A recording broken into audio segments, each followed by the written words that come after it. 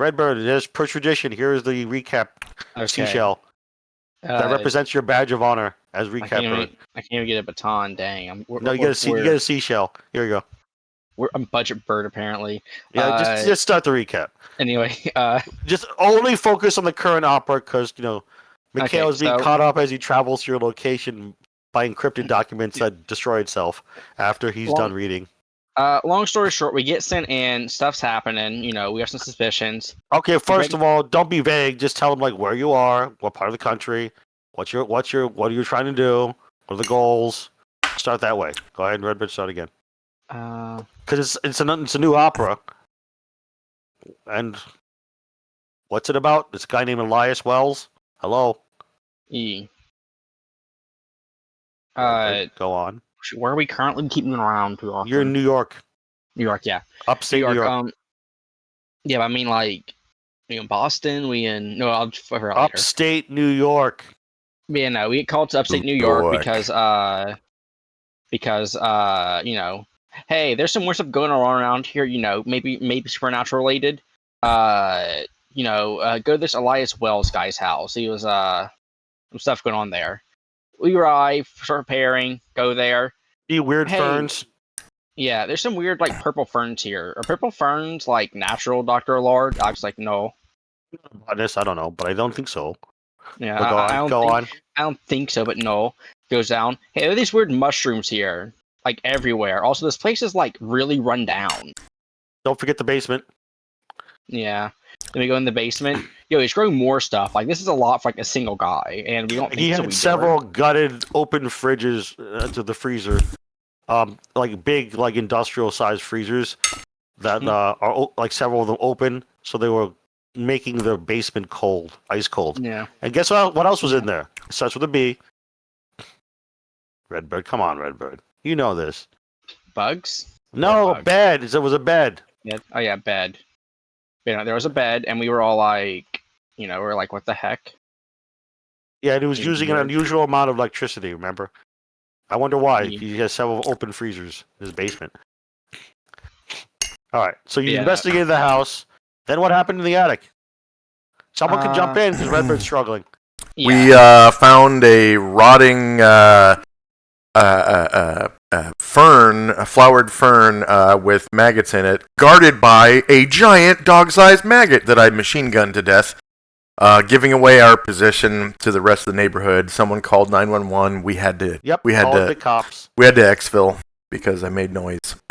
Then where did you go next? Well, next actually, we are like, hey, we need a green box. The current one we were told we should not use for some reason? No, there's just none in upstate New York as far as you know. Remember, need to know basis.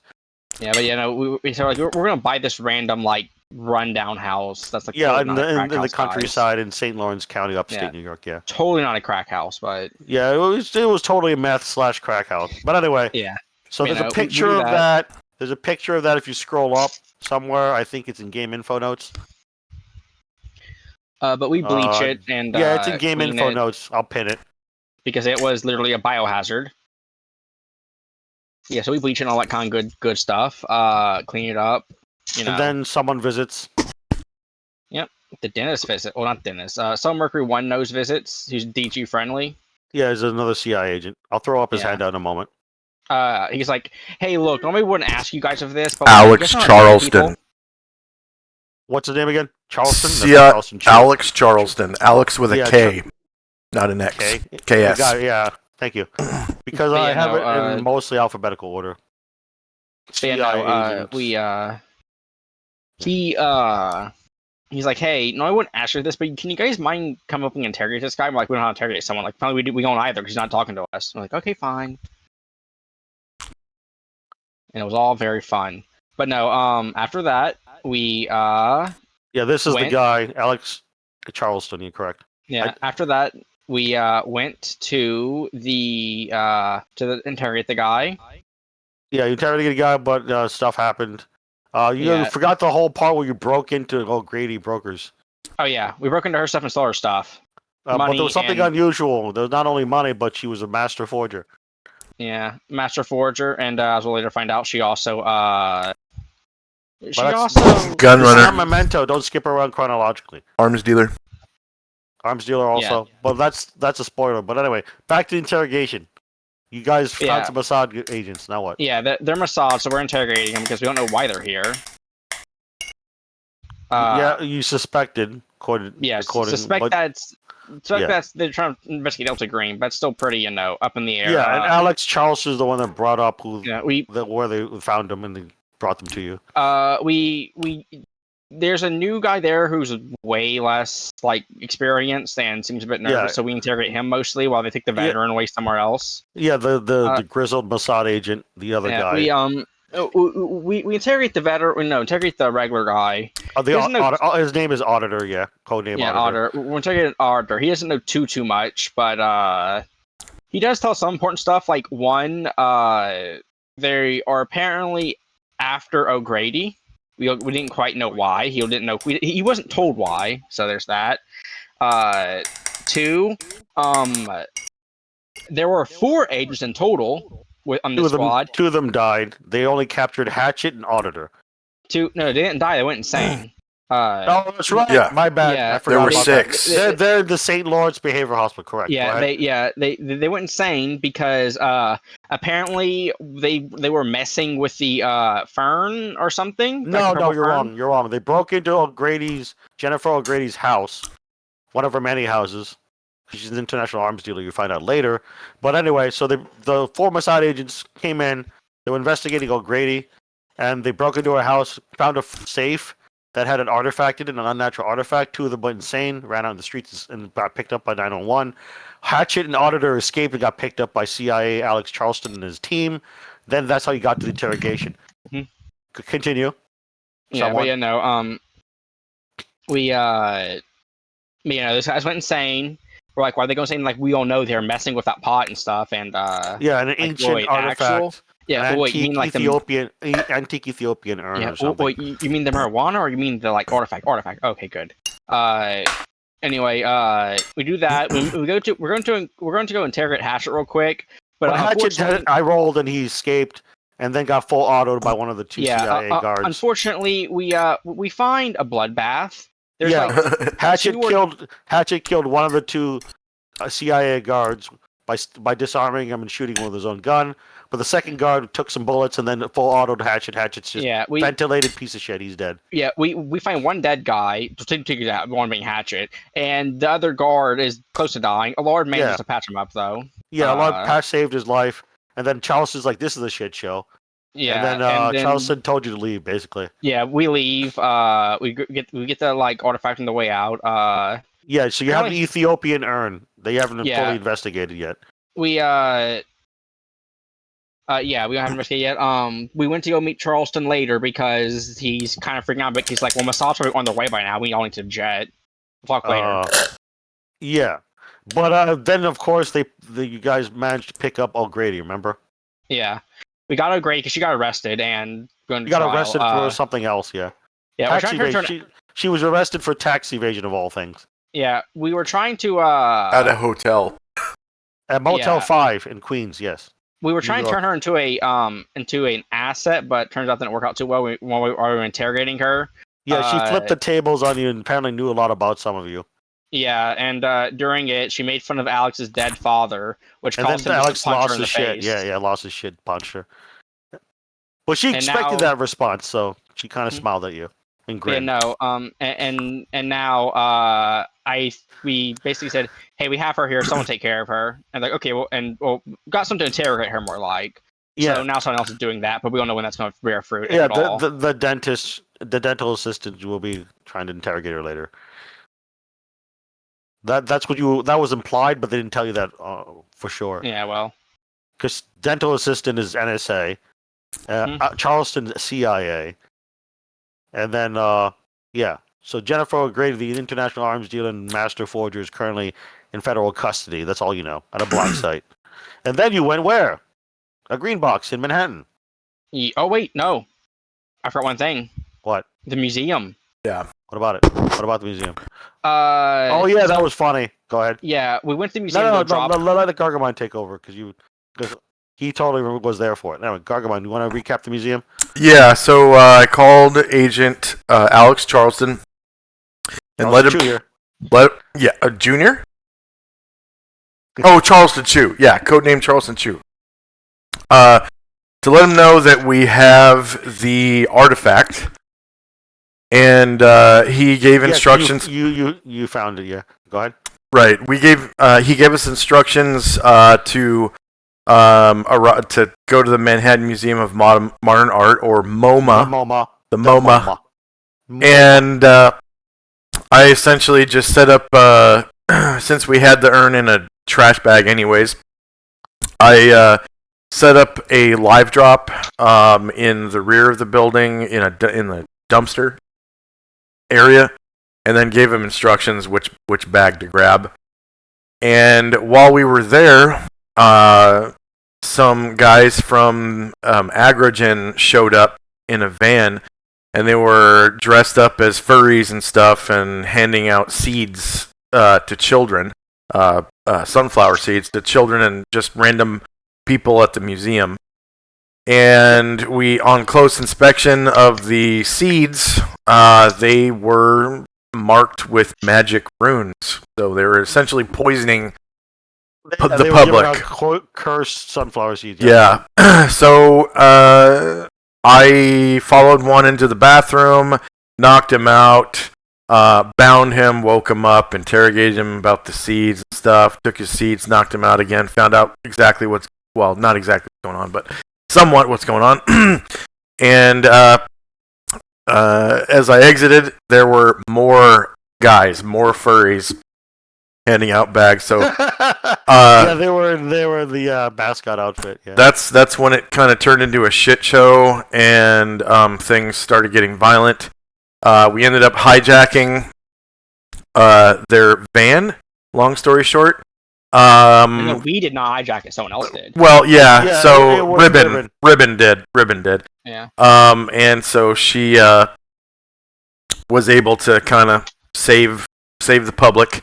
We found out that we were basically in the middle of one of her operations, because there were a bunch of Albanians around, and some other seedy guys on the street corners and stuff. And we kind of exfiltrated from there. We visited the residence of Jennifer O'Grady.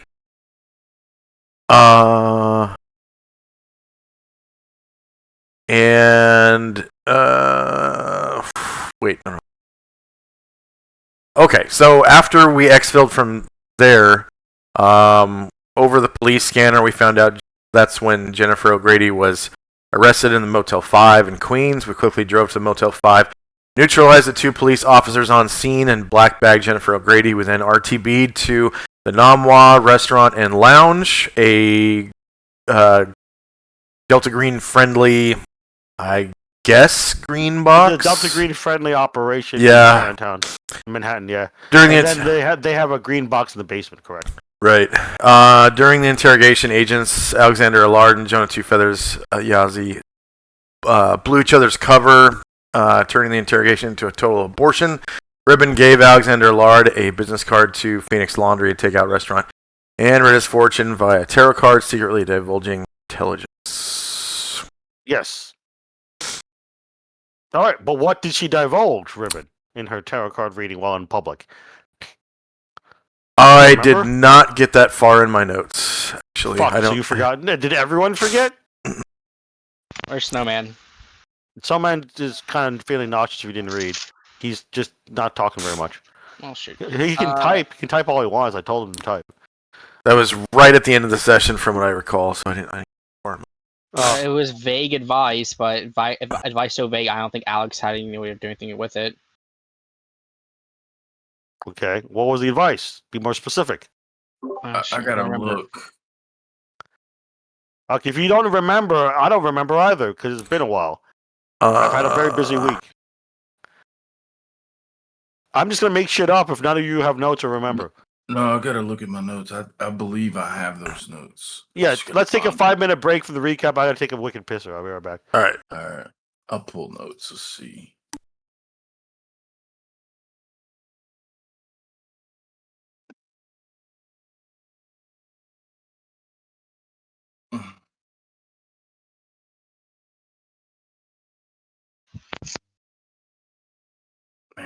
put my notes, man? I'm trying to switch out of Notion to Obsidian. So the question is that I noted in Obsidian,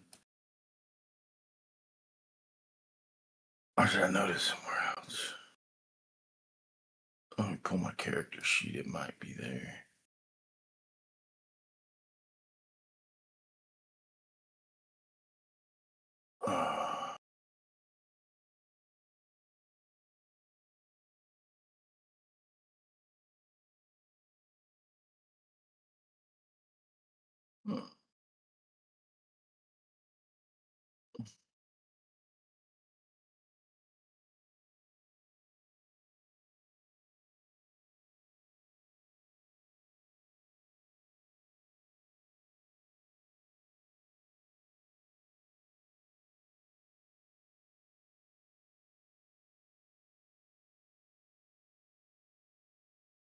According to my Okay. notes, Essentially, because she's sharp.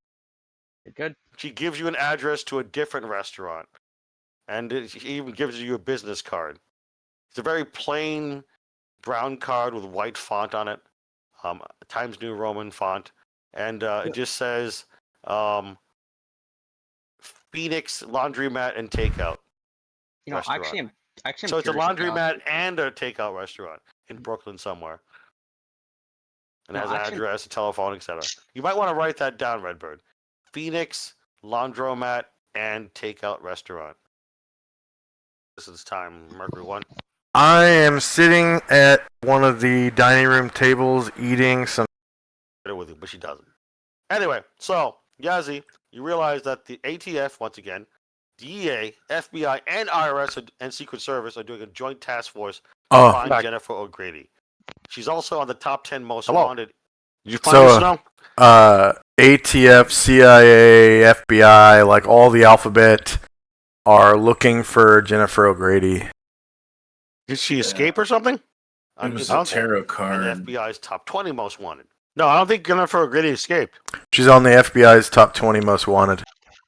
Jennifer Yes, O'Grady. actually, correct. So, and then she says, if you really want to know more, she says, Top 20 most wanted You know, if you really want to under know a more different about name, tarot not card Jennifer readings, O'Grady, though. Here, she writes down on a slip of paper. I a misspoke URL last session and just hands because I was it tired. over to Allard. Like really The tired. URL Today I'm still is- tired, just not as I'll tired. put it here. But anyway, Delta Green. I'll give you a name for her in Yes. just a moment. Put in the game info notes. Jennifer Tarot card. O'Grady. Because I'm gonna also duplicate them, put that under a handout to her. Is Her name that Jennifer O'Grady is obviously cover she identity. wants She's you a to go master to- Yeah. forger. She's a master forger, so Jennifer O'Grady is a cover identity.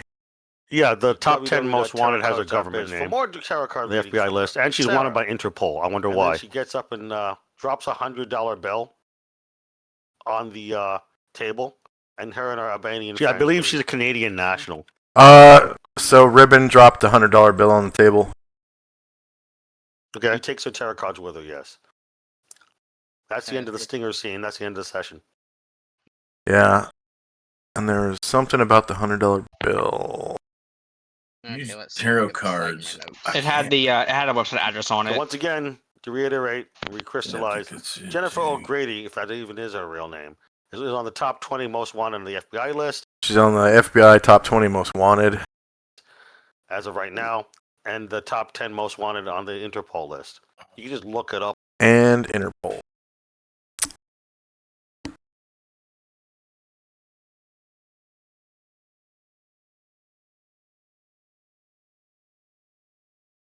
She has a laundry list of things she's allegedly done.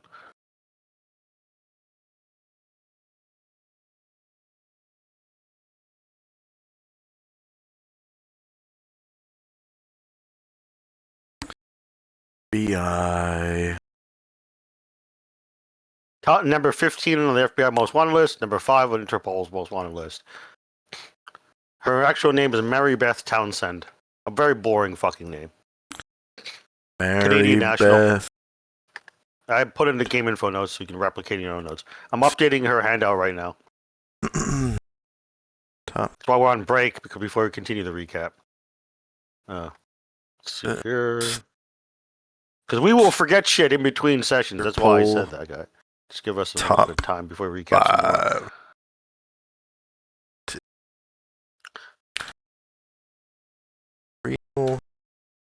Her front Yeah. business includes but is not limited to O'Grady Brokers. Her birth certificate notes she was born in Montreal, Canada, on March 2nd, 1982, as Mary Beth Townsend. So here's her handout. International Arms Dealer and Forger. I'll move some of my game info notes, Discord notes to the handout. Give me a moment. Copy, paste. Paste without formatting would be nice.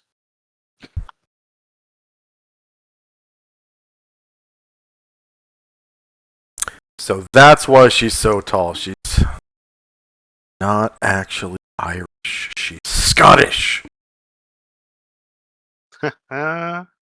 Canadian Scottish, but yeah. Yeah.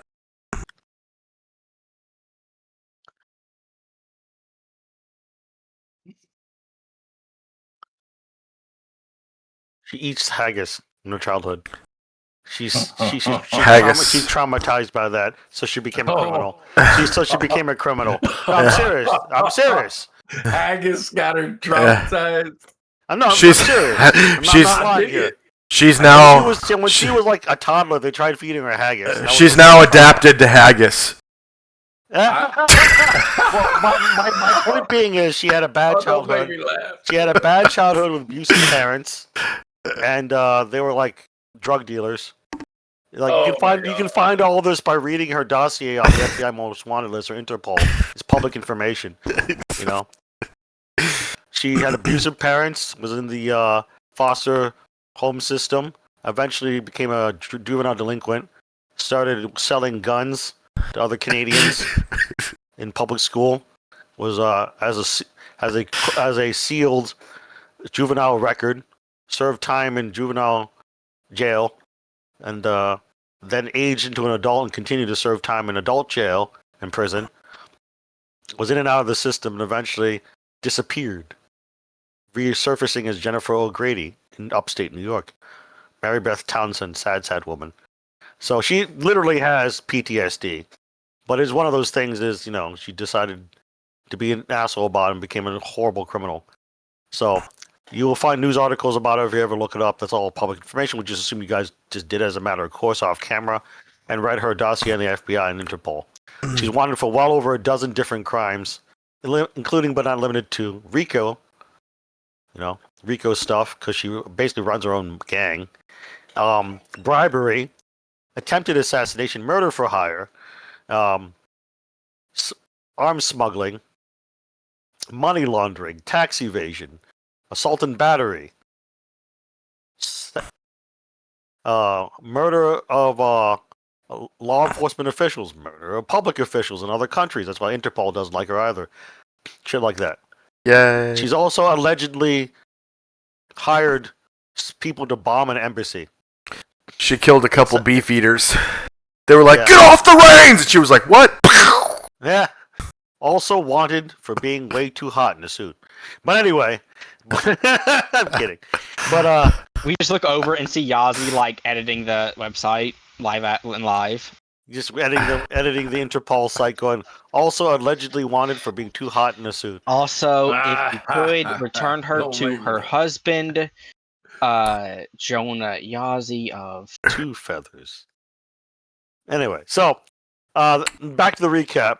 So, yeah, where were we? Oh yeah, you guys were in Namwa Tea Parlor basement, and then what? What happened last time? Last session, towards the end. We just went over that. No, go over it again because I need to refresh my memory. Otherwise, I don't know how to start the session. Ribbon just gave us tarot card readings. Yeah, but what intel did she give you? Does anyone know? Yes, Phoenix Laundry and Takeout Restaurant. Oh, she just told you go there.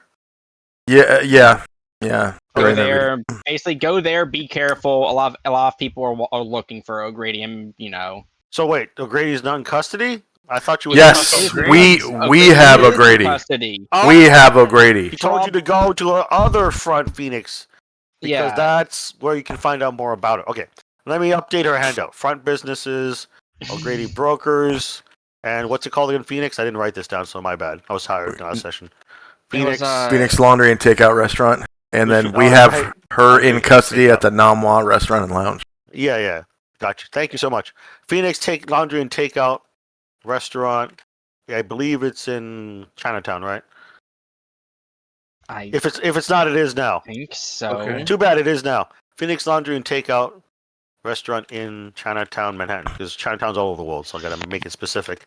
Chinatown, Manhattan. O'Grady Brokers, located in St. Lawrence County. I'll update it more later. County, upstate New York. I'll bullet point this to make it easier to read on the handout. Because she has lots of front businesses, obviously. Got to launder those billions of dollars somehow. Arms dealing in real life is a very lucrative business. Just saying. Also dangerous. Well, yeah, if you know what you're doing. And you're just a really mean Scottish Canadian. Well, I mean, does she know what she doing? She got arrested. Well, even criminals fuck up sometimes on a long enough timeline. Mary Beth Townsend, if that is your Mary real Beth name. Townsend. Unless you forged that birth certificate, lady. She might have, actually. You don't know.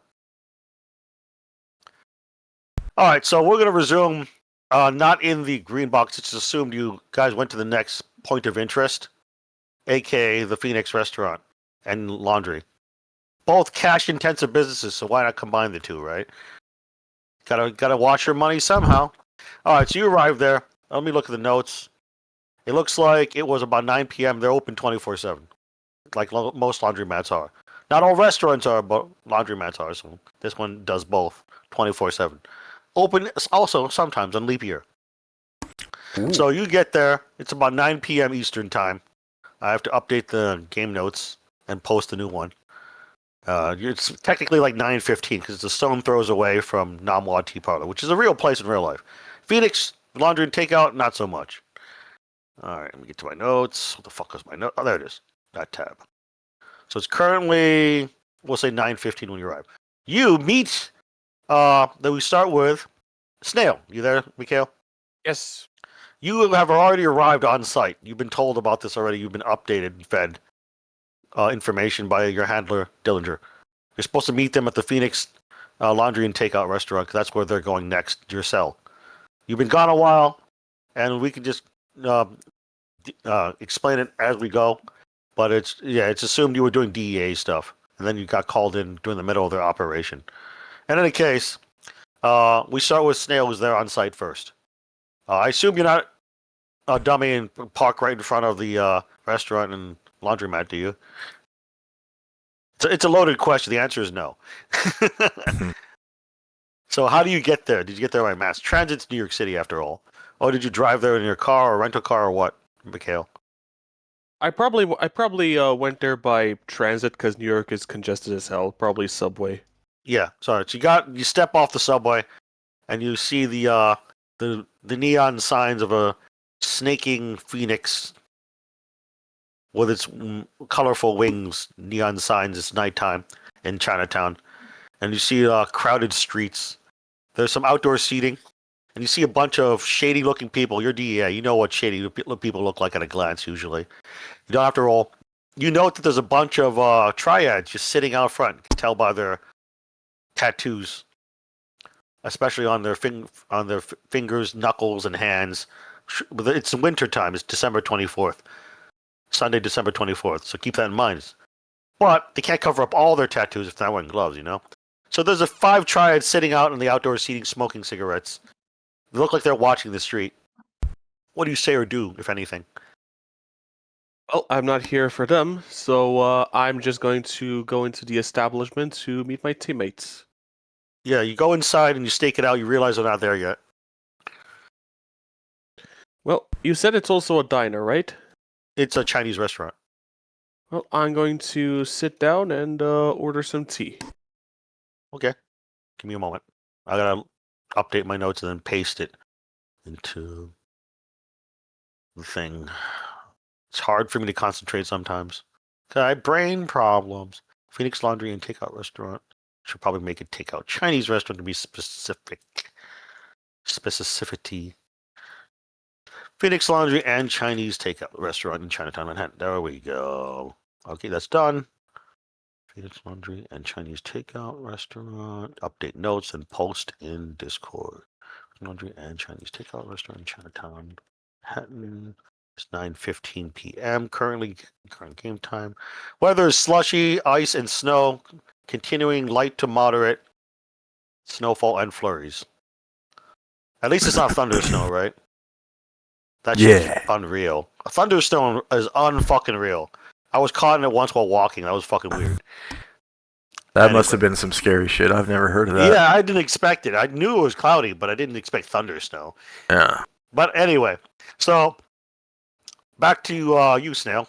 As you sit down and order, you notice everything's more or less automated. There's maybe one server in the entire restaurant, and he's clearly a triad too. He's like almost way too muscular. He's got beefy fucking arms and calves and shit like that. and he's got like he's got one blind eye, like a white eye pupil. And, Hell yeah. that has a knife scar over it or something. You think a really deep gouging knife scar that goes a diagonal way across his left eye, from the forehead, and a diagonal down to his like nose. And the server comes up to you after you order some tea from the tablet at the table. He says, "Hey, you want anything else besides tea?" He serves you your tea. Thank you very much. I am waiting for some friends. Yeah, of course, whatever. This pays cash only. All right, no problem. He then walks off. All right. Meanwhile, the others have arrived. You don't have to tell me everything. Just say you arrived. Just start role playing. I have the occasional rude triad server cosplaying as a server anyway. So I will occasionally interject with their actions or words. But go ahead. You all arrive on site. You see Snail there. Alex just nods and waits. Well, you don't have to wait. Snail's sitting at a table. Yeah, Yeah. I know, but wait, something. We were told to come for a reason. I'm assuming. Yeah, but yeah, you could wait, but I'm also waiting for others to chime in too. So that's what I meant. Yeah, so Mercury 1 just kind of walks in and sits down across from Snail Snail. and Yazi will go in and sit next to Yeah. one. Snail has a bunch of pots of tea or whatever, because there's 4 of you. 1 pot of tea ain't enough for 4 people. Anyway, Man, so you should- 2. Go ahead. Man, you should see this in character. Go ahead. Man, you ought to see this this chick that we just got. Man, she is tall and hot. She's a scary ass bitch. I mean, she bombed an agency, allegedly. But anyway, hey, did you get some tea? Is there hey, I need whew. Man, we gotta fill you in, brother. Hey, also got some really, you know what? Never mind. My bad. I made a deal. No more right. weed on the job. All right, cool. I'll just Pause pass. real fast, no man. And then Snail, it's assumed that everything in the recap you already know about the opera, what they've already done. Because Dillinger already directly told you on a satellite phone. Speaking of which, add a satellite phone line to Dillinger to your inventory, Snail. So you're the only other carrier of the Dillinger satellite phone besides Allard. All right, continue. Sorry. I'll say, speaking of which, one thing I have to mention is that Yazi may or may not have gotten high, and may or may not have been wanted by the police briefly. Yeah, That's about true. that. About that, but let's continue rolling momentum here and pacing. Get back in character, please. Yeah, just sort of responses. Did they brief you, or is that up to us? They did. We're looking for this. O'Grady, mademoiselle. We have her. He's Oh. hot. I'm just Alright not then. speaking. Understood. Hey, real quick, Snail, I just want to mention to you, you know, she knew about me, and Dr. Allard interrogated her, and she was like running down she had a dossier on he and I. Very interesting. Huh. like I said, we should have clipped her. You want clipping? I know good barber, says the server as he comes over with some teacups. I know you're not laughing in character, but I did that on purpose. Alex just has the most offended look on him. You have to remember, you guys are in public. Everything you're saying and not on throat mic can be heard by triads cosplaying as servers and customers. We were Anyway, told this place was safe, so yeah. Wait a Nothing minute. stopped. We're at the Phoenix Laundromat, and that's where, right? Yeah, but Yeah, that's not safe. What are you talking about? That's Also, one of O'Grady's fronts, you mean? also, I heard most of out of character. I That's heard what I most of his mean. story, but why is Delta Green in particular interested in this broad again? Because she's the one that supplied Elias Wells, the missing person. They went in the initial session of the opera and found the weird ferns, Yeah. the maggot that nearly killed you guys, and shit like that. She's the Alex one just that says she's runs looking the contraband. O'Grady She's the one that runs the O'Grady Brokers as a front business that bought him a bunch of different urns until eventually he found an unnatural urn that is also not there. Elias used the unnatural urn that O'Grady supplied him for some sort of ritual and now missing with the urn. You also all forgot to mention that Elias Wells, the person of interest, his car was last seen in front of a derelict Catholic school. So let me see if I understood this. This chick got an unnatural urn to this Elias Wells. to Elias Wells, and now he's missing with the urn. Yeah, and he was trying to do No. rituals. No, he was we trying have to do the urn. rituals in his attic. No, we're out of character right now. He tried to do rituals in his attic. So if you scroll up, I'll pin it in game info notes. O'Grady Brokers is a point of interest. You already searched it. St. Joseph's School, the abandoned school where Elias Wells parked his car and is currently being towed. Was being towed. It's currently slated to be towed. It's currently got a bunch of fine tickets on it and it has a boot, so it can't go anywhere because it was illegally parked in the fire lane in front of the St. Joseph's School. That's also in upstate New York. You currently guys are in New York City, which is in southern New York. For those who don't know geography well, so you are kind of miles away from your initial first session part of the opera. But O'Grady was hiding out in Queens, New York, one of the 5 boroughs. So now you're just in Chinatown investigating her some more. Because she may or may not have more unnatural artifacts. Because you already found 2. One is missing, that Elias probably still has. And then the other one you found in her safe in one of O'Grady's many apartments. Question. What? Do you have, and you may not, do you have an Elias Wells No. handout or no? Okay. No, because you never met him. Why would I show you? Fair. Was he we do know a little bit of background information. He's retired. On him. He's retired. He was reported missing by his niece, and that's how the law enforcement then gave it to the program, aka Mindy. Delta Green, and that's how they found.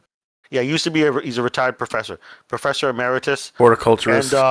and he's also amateur horticulturist and botanist. Correct, Yeah. because he's retired. You gotta find something to do.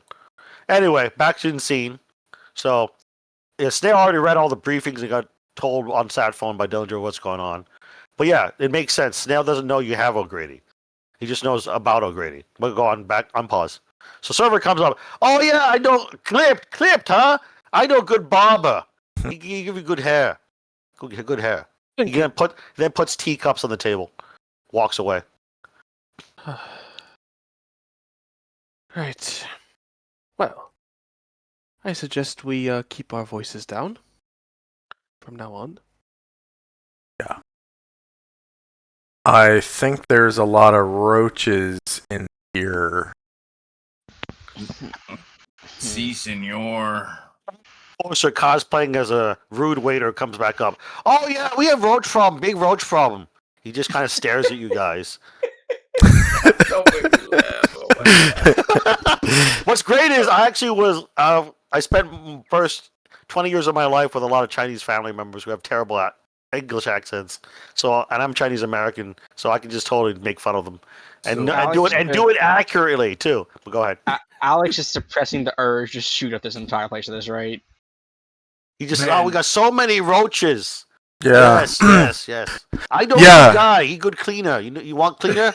Yeah, we know what it's like to have a lot of roaches because we personally have a mole problem. Remember, guys? He then looks at you guys. He then looks at you guys and drops his act in perfect fucking English. He says, "Look, mate, you guys cops or something? If so, get the No. fuck out. Do I look like a fucking cop? You look like a fucking cop. You smell like a cop, or something." No, F the I s- police. I might smell like gun oil, but that's different than smelling like a cop. I don't know. You smell like bacon to me, mate. He starts getting really like aggressive in his verbal. That's what I ate for breakfast, mate. All right, roll a persuasion check. Ooh, bubble. Because he thinks you're like a fed or something too, was his implication. He looks, he kind of like cranes his neck, tenses up his muscles, curls his fist. Holy shit! Gargamon's character. I actually passed. Oh, okay. When you tell him how you eat bacon for breakfast and you're not a cop, or implying you're not a fed either, he relaxes his fists, looks at the rest of you. Well, if he's not bacon, then which one of you are? I could have swear there's a bacon. No, these are bacon eaters too. Just like you and me, mate. He looks around, and then he goes to harass another table. Oh, hi! You want order? You want order, you bunch of cops? Do you want egg roll special? Come with You want order? I heard George Mayfloyd, hates cops. So do I. You hate cops? You want order? Orange chicken. So good, so good. You just hear him talking to another table. The other table just looks at him weird as he's pretending to just be some dumb immigrant. We'd like the orange chicken, sure, says one woman quietly. Okay. You want bacon on your orange chicken? Hell. Yeah. Then he leaves the table alone. It's just you and the other table right now. So there's only 3 other NPCs inside the restaurant. There's 5 triads cosplaying as customers in the outdoor seating, just so you know. Keeping my voice down, I ask, why did we meet here of all places again? A Question. mutual friend told us to, but she neglected to mention why. Well, clearly it's for the hospitable waiting service. Well, We know. Can I say above table? Just interject real quick. Go ahead. We know from Ribbon that this place, if we're at the Phoenix Laundromat and Chinese Takeout, that this is a front for Mary Grady. Beth or is that Jennifer O'Grady. Yeah, is that even either of those are real names? You don't know. She's a master forger. But That's right. Yeah, so we know we should know. No, not even should. You all know. You just don't know for sure if Ribbon's intel is correct. But then again, if you think about it, for the most part, 90% of her intel is correct. She's a CIA agent, counter spy. So our OPSEC should be on 100% like high alert right now. Yeah. Thank you for reminding everybody. Yeah, because you fucked up OPSEC earlier. So don't do that. Don't do that again. Because Gargamon made a good roll, so he diffused the situation. So anyway, back in character. Don't waste my good roll, guys. Yeah, please don't. And Snail may not know that, so we need to fill him in. Snail was told that a little bit, but he didn't know that he had O'Grady in custody.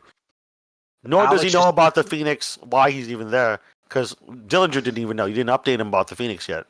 Alex just gets up and points to the table. They're FBI! No, he doesn't say that. Yeah, don't joke. I might say that. Don't joke, because some GMs say, well, that's now canon. So don't do that again. Anyway, so nearby you see the Triad Enforcer cosplaying as a rude waiter. Comes over and purposely spills a bunch of orange chicken with bacon bits on one of the people. Oh, I'm so sorry. Get the fuck out of here. Man, you gotta stop. That's so great. I also used to work in family restaurants, Chinese ones, so my family. So they speak in terrible accents sometimes. Oh, I'm so sorry. Now fuck off. We don't serve your kind here. We don't serve your kind here. But what do you mean? White people? No. Guaylo! Cool players. We don't serve Guaylo. Actually, that was where I was going with it. That was where I was going with that. So the server cosplaying server, cosplay server. He's clearly a triad. You can tell by his tattoos. You guys are sharp. He's just telling them fuck off. Because remember, Mercury One deflected suspicion for you guys to the other table, so he just kicks them out verbally, and they just kind of meekly leave. The two white people. It looks like a couple, a boyfriend girlfriend, who just wanted orange chicken, man. But It he literally yells at them to get out of here. literally means white devil in Cantonese. Well, Exactly. Yeah. Anyway, so he's just like, yes, Guido, leave the fuck alone. Go bye, bye. And then they just kind of like meekly and like hang their heads and leave. One of them crying, the woman, because she got hot orange chicken with bacon bits spilled on it on purpose. Ow. Owie. Yeah, that's hot oil right there. Anyway, so the cosplaying Triad Enforcer goes back to the back kitchen, leaving you guys by yourselves.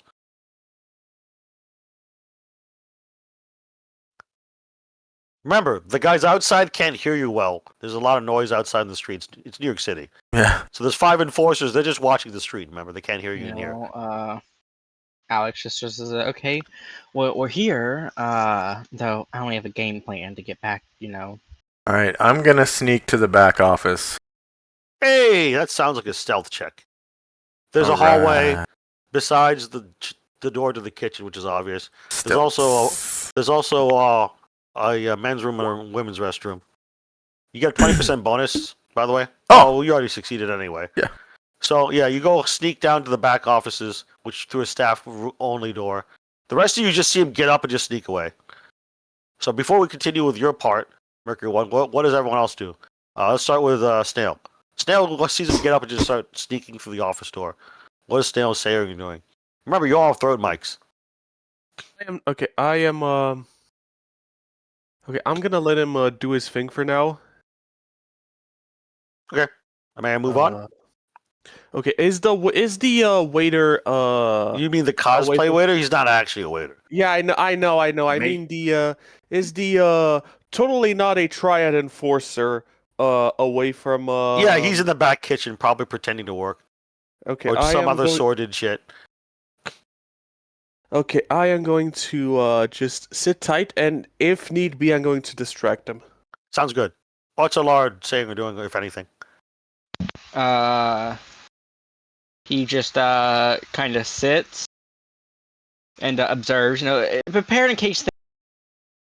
You cut out towards the end. Apparently, what? Allard just is like prepared, just to sort of sitting, preparing, Okay. watching, in case he's sort of off the rails, so you can act first. Sounds good. Yazzie? Yazzy's going to observe Mercury One, keeping an eye out, and assist Snail in any kind of distraction. Okay, so you guys are mostly looking out for the waiter. Two of you. Allard is the only one that's allowed an alertness check at a 20% bonus because he's just looking around in general. The rest of you are waiting for the waiter to come out the kitchen door. So, Allard, roll alertness, 20% bonus. Nice. Wow, your alertness is 82? Holy shit. Yes. Anyway. Alright, so crazy. you succeed. You notice there's no cameras in here. I wonder why. And there's nothing else suspicious about this area besides the personnel. It's just a very minimalist restaurant, not even paintings on the wall or murals. There's like a clearly forged health certificate that has passing grade for the restaurant. Yeah. Other than that, you don't notice anything. Like health inspector is spelled wrong. No, not about that. It's about you can tell the forgery. It's the wrong paper from City Hall. Wrong paper. Wrong paper. Wrong font. That's all. Wrong font. Probably uses a wrong seal, but No, the seal is correct. It's just the wrong font, wrong paper. Anyway, that's why it's a success. If you rolled a critical, I'd give you more info. But anyway, at least it wasn't a fumble. Then I would just possibly give you false information. yeah. Then you have to role play. But anyway, so back to you, Mercury One, the sneaker sneak. You go through the staff door. It goes straight on up to what looks like a bathroom that's currently got the locked thing indicating. You know how the ones that have the outside indicator if it's locked or occupied? It says occupied, and above it's something in Chinese you can't read. Probably the same difference, occupied. So it's red. When it's opened, it's just green, you think. So someone's in the restroom here in the staff area. And then that's a single occupancy, gender neutral bathroom. as opposed to the men's room and women's restroom on the outside in the public area. So you sneak through and you go past that door, unless you really want to kick in the bathroom and watch someone peeing or shitting. No. Yes, no? No. Yeah, okay. All right, then. And then you see some offices and supply closets and stuff like that. Pick one. Go into the offices. All right, they're all unlocked. No one really expects someone to go into a triad, run business and just fucking walk into the staff area. That's how you die. But of course, Mercury One doesn't give a shit. So you walk into the first one, right? I immediately turn on the computer and try to hack into the login. Yep. The office is unoccupied, and you do see signs someone was here recently, though. You don't have to roll for that. It looks like someone has a burning cigarette in an ashtray. It's about 1/4 left, so they must have gone to go take a shit or something and left the cigarette in the ashtray, along with a bunch of cig butts just kind of stumped out in it. It's the ashtray is next to the computer, the only desk in here. But you go and sit down. What are you trying to do? Trying to hack into the login in the computer. You don't need to hack in. It's already logged in, and he didn't hit Windows L. So Okay. he didn't lock the screen. He didn't lock screen it. Okay. You see, he's currently checking some emails or something. I'm gonna flip through his emails. Like I said, you have to remember in real life, because I've met actual criminals in real life. Used to be one myself. And most criminals just assume that people will just be intimidated enough by them not to need to lock shit, for example. Yeah. So anyway, you look at what again? I'm sorry, repeat. Look through his emails. Okay, yeah, he's got a bunch of emails. He has also another email tab open. That's to a mail.com throwaway. That is clearly for illicit business. But the current tab you're on is for the Phoenix restaurant. It's just regular emails. Okay. About, I'll check the other tab. Supplies and shit like that. So you check the second tab, you mean? Yeah. The throwaway. Okay. You look at the mail.com. It's Phoenix 99999 at mail.com. And you see a bunch of emails that at first look like he hasn't discarded spam email. But then you realize quickly with your background training, it's actually just criminals speak, aka thieves can't, going, hey, you want big dick? Open email. And then you realize this is not a spam email, otherwise it would have already been deleted. Yeah. Because it's from several days ago. Yeah. Or sent to the spam folder. Yeah. And it's already been read. Do you want to click on that? That's the top Yep. of the inbox. Click on that. It then says, you want big dick? All right. We can arm you with a big dick. And then it has an address and a phone number at the bottom. All right. I memorized the address and phone number. Okay. It's obvious it's about some sort of gun smuggling thing. Arm being the key verb here. Arm you with a big dick at the following address. Come to Bronx, New York. You just imagine the guy faking his accent reading this email. But anyway, yeah, you memorize the address. It's somewhere in the Bronx. And there's a phone number that matches Bronx area code. I speak the address over throat mic as well. All right, so the rest of you hear about this address. Yeah. And the rest of you, if your intelligence score is 12 or higher, you can easily memorize things without needing to roll in times 5. Yeah. If your intelligence is 11 or below, you're going to have to roll in times 5. You don't have to roll in times 5, do you? I think your intelligence is higher than 11. I don't, but I just clicked it because I don't feel good. And I'm not making fun of you. I was just wondering why you did that. Fair, Well, okay. fair. All right, cool. All right, so yeah. You guys, you memorize. I know Lard definitely has a higher than 12 intelligence. Snail, what's your intelligence? Oh dear. Mercury One couldn't memorize it. But at least repeat it. 17. My intelligence is 17. Oh, okay, so Mercury One's like the dumbest guy in your cell, apparently. He forgot the address as soon as he repeated it. That's why I spoke over throat mic. I to imagine it's like CIA training. Like, okay, memorize this. Remember, always burn after reading. Do what after reading? Good job. No, she's like, I wasn't listening. Anyway, so he at least 3 out of 4 of you memorized it, but you're gonna forget it in less than an hour. Not that you know that, Mercury One. Well, But anyway, so now what? Alex will remember that and Meanwhile, Gargabond. Oh, Yeah, it's still my turn? Okay, I'm gonna look for What's the last download? Fuck it. The download folder is clear. Okay. There's clear the history of the download too in the browser. All right. He's using Firefox. I will put the computer back to the tab where I found it. Yeah, Obviously. And then put the mouse back in the position, etc. Yeah. And as you're leaving the office, I assume you're leaving. Yes. yeah. You hear a flush nearby. Yeah, I'm just gonna go to the next office actually. Yeah, you go to the next office. Yeah, obviously, you still have time. He has to wash his hands and towel off and shit like that. So, or she. Anyway, so you go to the next office, also unlocked. Inside, you see no one in there either. It looks like a bunch of archived hard copy files and stuff of some sort. Some useful, maybe. Some maybe not. You don't know. Okay. I dog it, and I'm just gonna go back to the dining room. Okay. All right. That's good. Sometimes you just have to cut your losses. Yeah. Or in this case, cut your wins and try not to risk a loss. Yeah, last thing we want to get into it because how much I bet the Triad front has everyone armed. Obviously.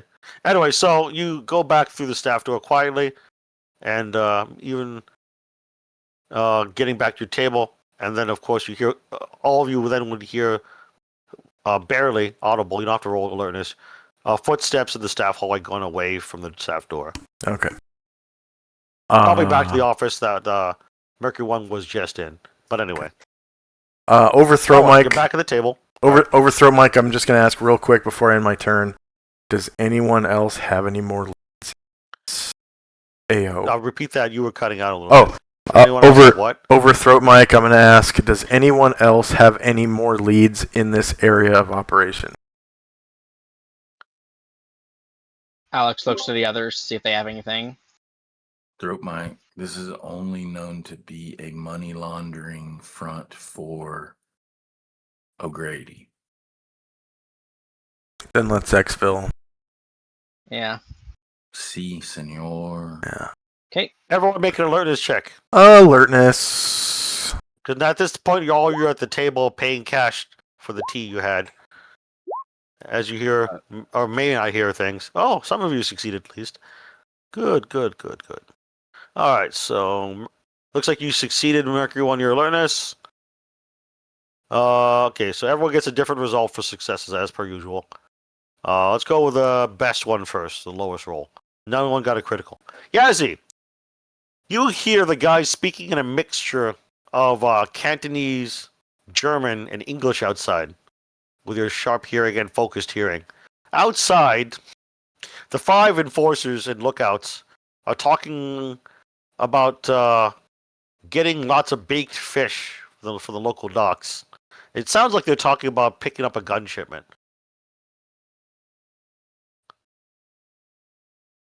All right. Throat Mike, alert to the party what you just told me. Just real quick. Yeah. Just trying to do in-character knowledge. Gotcha.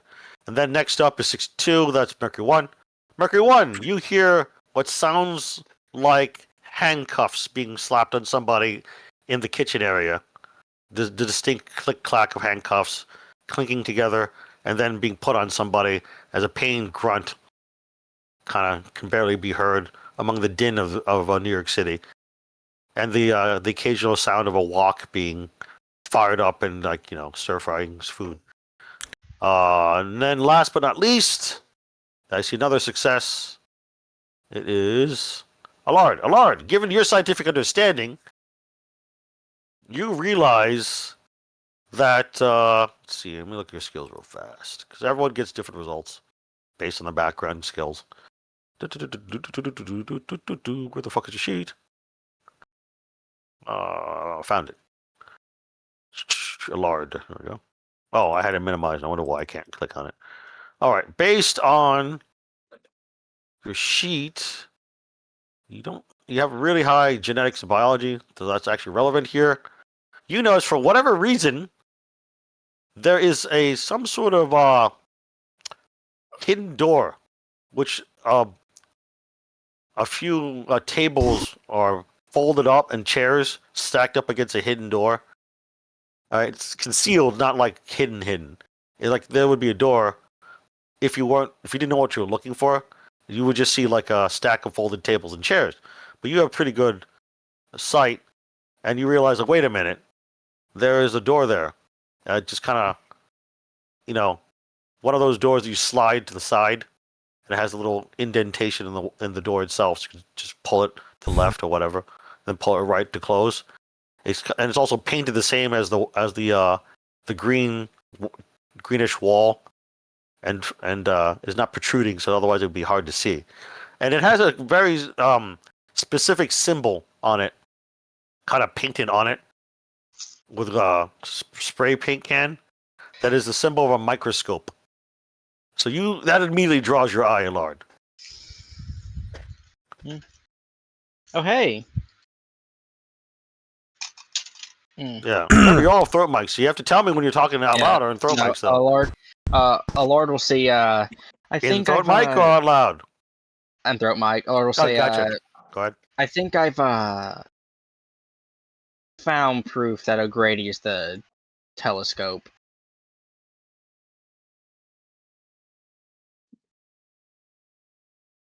All right. And that's it? You don't say anything about the door? Yeah. There's no point. You don't want to point to it. Not when they're paying with cash. Yeah. But you have a throat mic. Yeah, but he'll like say, by the corner, there's a door that has a little thing over it, but you can see the corner out. You can see the corner.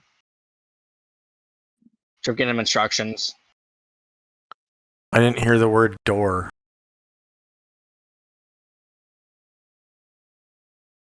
Okay, I'll say door then. Yeah. That's fair. They just want to know what they know in character because no one here metagames. All right, so you tell them about the door. Tell them she's possibly telescope. You've forgotten the recap to tell Mikhail who telescope is because he knows this in character. Got briefed. Telescope is a CIA leak, from what we understand. Double or triple, suspected to leak. Suspected to be O'Grady, and probably a double, triple, or quadruple agent. Yeah, we think, and from what we know, because there's very little confirmed information right now. For all we know, telescope could be 20 people. Okay, so someone's getting handcuffed in the back right now, so time is of the essence. And you heard a pain grunt. You mentioned that. And someone just got knocked out and cuffed. So let's go. Hmm. Are we going through the door or are we leaving? I guess going through the door. All right. We're I follow him through the door too. She just kind of slyly and quietly move the things aside and then go through the door. You don't have time to put them back. Yeah, so you just go through the door, slide it over, and then close it behind you. You're in a darkened hallway. Not even dimly lit, it's just completely dark. No lights are on. As soon as you close the door behind you, all light is gone. Now what? Are we all inside? Yes. Yeah. Okay. Honestly, you shouldn't really split your party that much in unknown areas, especially weird concealed doors. Okay, I don't want to turn on a flashlight yet, so I'm just going to wait for a bit, see if my natural night vision light coming out is from underneath the door behind you, so it's very hard to see. If you try to see, you're gonna have to roll an alertness or search with a negative 40% penalty. Okay, in that case, I'm going to turn on a flashlight. Okay, you turn it on. A flashlight doesn't have to be bright because your phone has a flashlight that's adjustable, for example, or you might have one of the better quality adjustable. He has flashlights. Yeah, he most likely has a. He's a Fed, so he probably has a pretty good flashlight. Not even probably. We'll just say you do. So yeah, you turn on at low dimness your flashlight, tactical flashlight, and you scan around, so you don't have to roll anything. I'll take point with my CED pistol. This area is stacked with what looks like pallets of rice, and then looks like a disassembled Mac 10 on one of the pallets of rice bags. We'll move past. You go past the pallets that are kind of taking up half the hallway, and then you see only one door at the very end. It's closed. Right. And locked. Oh shit! Anyone have a lock kit? Yeah. Over throat mic. Alex Yeah, does. a Allard can. It's not just a lock kit. You need either a lockpick gun, or you Yeah. need to have the special skill. Yeah. And Okay, Allard so has a then- special skill. Go Okay. ahead, Redbird. Code Oh, name. next time's Code. five. Code time's name. five. Redbird. Yeah. Hey. Yeah, this is not a particularly hard or easy lock, so you still succeed though. All right, go ahead. So you unlock it in a few seconds after picking it, and then put away your lock picks. Yep. And now what? I'll turn my flashlight on, armed with CED pistol, and open up the door and sweep the room. Yeah, you notice the door opens inward Okay. and doesn't have a doorknob. You kind of push it open after he disabled the mechanical lock. Okay. You kind of like depress a button and push it inward, kind of thing. Hmm. And then you also all notice now that you have lighting, is that it is a bullet-resistant door and rather heavy to push in. Proceed. Yeah. Immediately you go in proceed. first. Yeah. You go in first, Mercury 1. Yep. You guys enter into what looks like a catwalk above what looks like a basement of some sort. Wow. And it's pretty extensive. It looks like some sort of gun workshop and assembly place with a bunch of CNC mills and other ways to make ghost guns, receivers, uppers, and stuff like that. And you see a bunch of people with just working. Kill the They all flashlight. they all look like Asians. I killed the Yeah, flashlight. or other minorities. This place is dimly lit, and there's no cameras around. That's obvious. Yeah. And I mean, why would you have cameras in a fucking like gun lab? Just saying. Yeah. So, and then there's like maybe a dozen guys just working on guns or putting together things with the CNC mills, etc., making ghost guns. Okay. Overthrow Mike. I immediately say, kill the light. I already did that. Yeah, Okay. you did that. All right. You notice there's no guards here because they assume no one can get through the lock. Rather overconfident these guys are, right? So. I'm gonna sneak across the catwalk.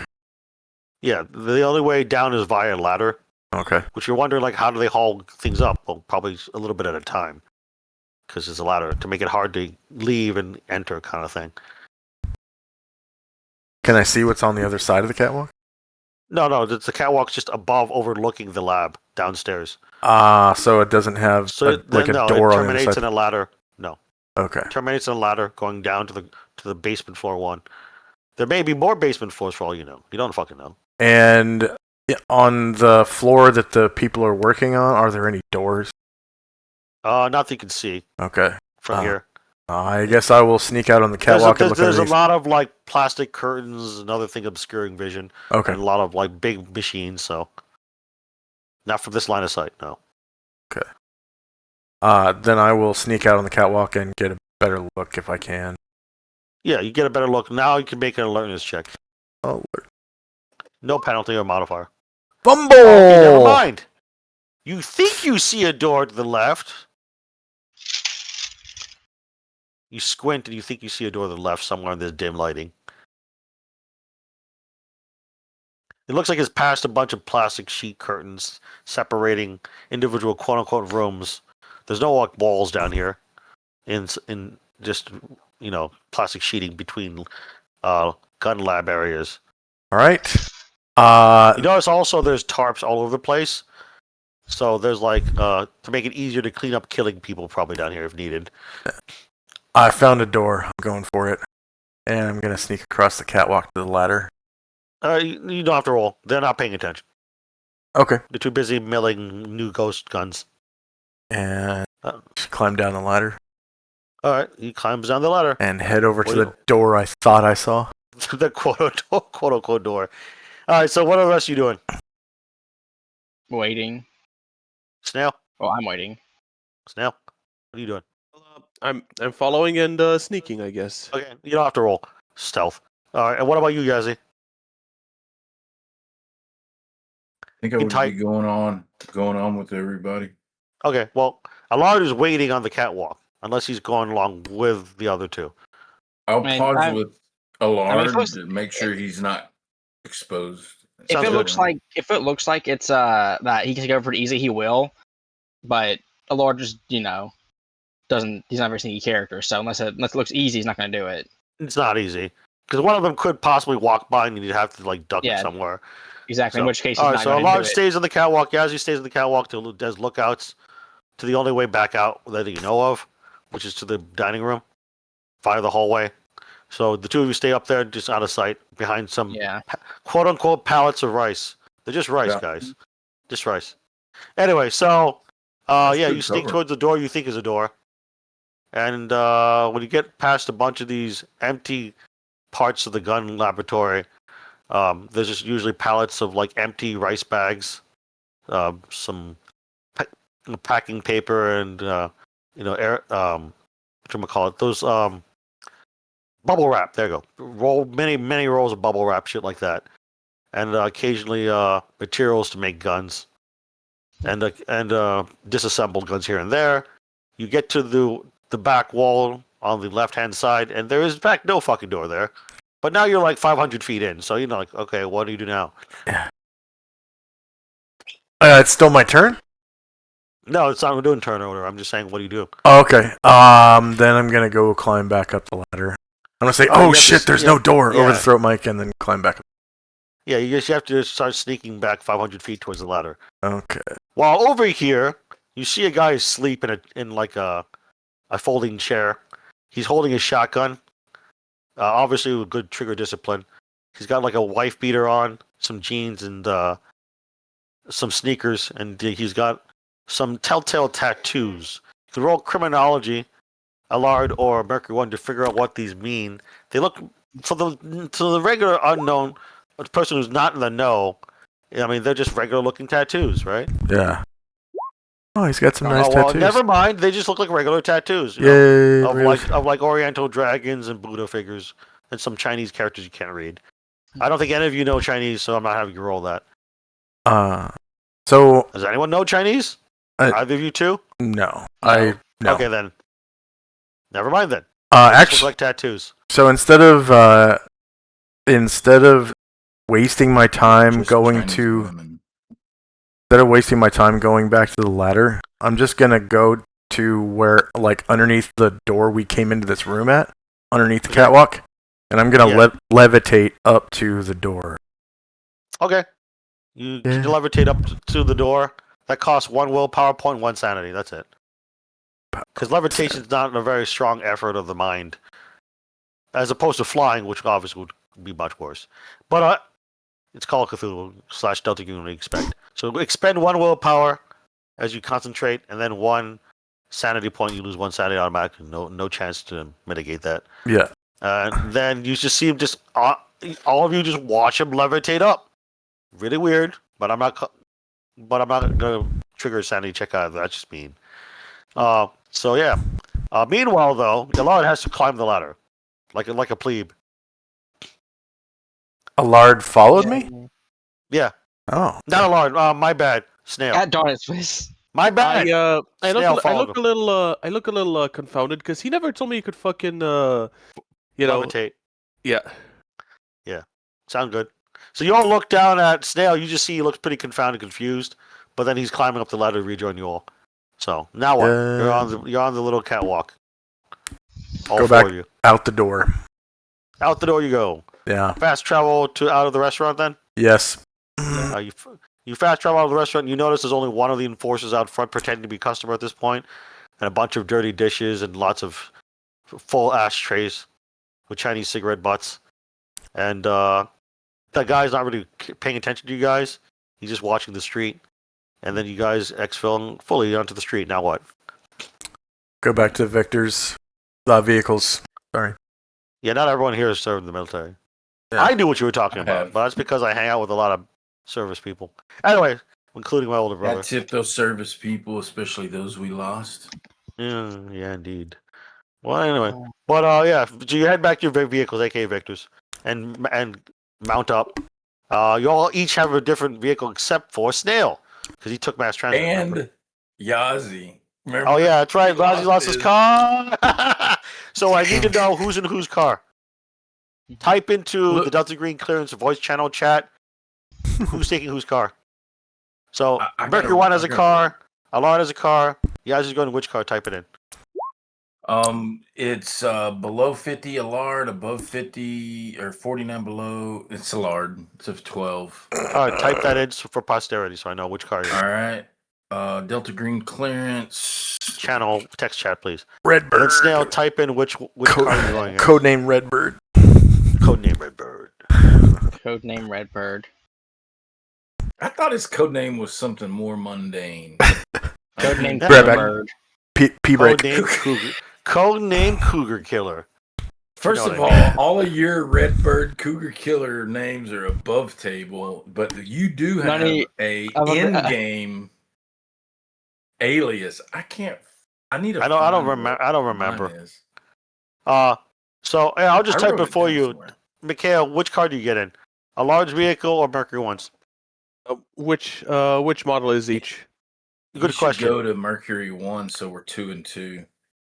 Yeah, I'm gonna do that. Okay, so I'll type it in for you. So let's see here. That way, it's not a Snail one-person split. is passenger in Merc M1's vehicle. It's easier to type M1. So I have to type it out the whole fucking thing every time.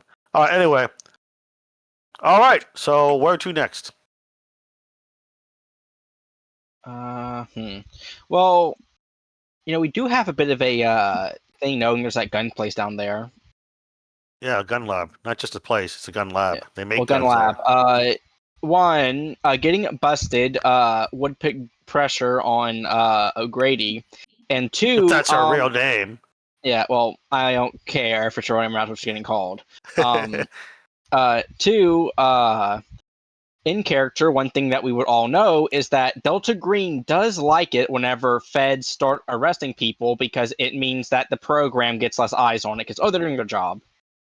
Yeah, because most congressional oversight just believes the program or Delta Green just does law Yeah. enforcement mostly.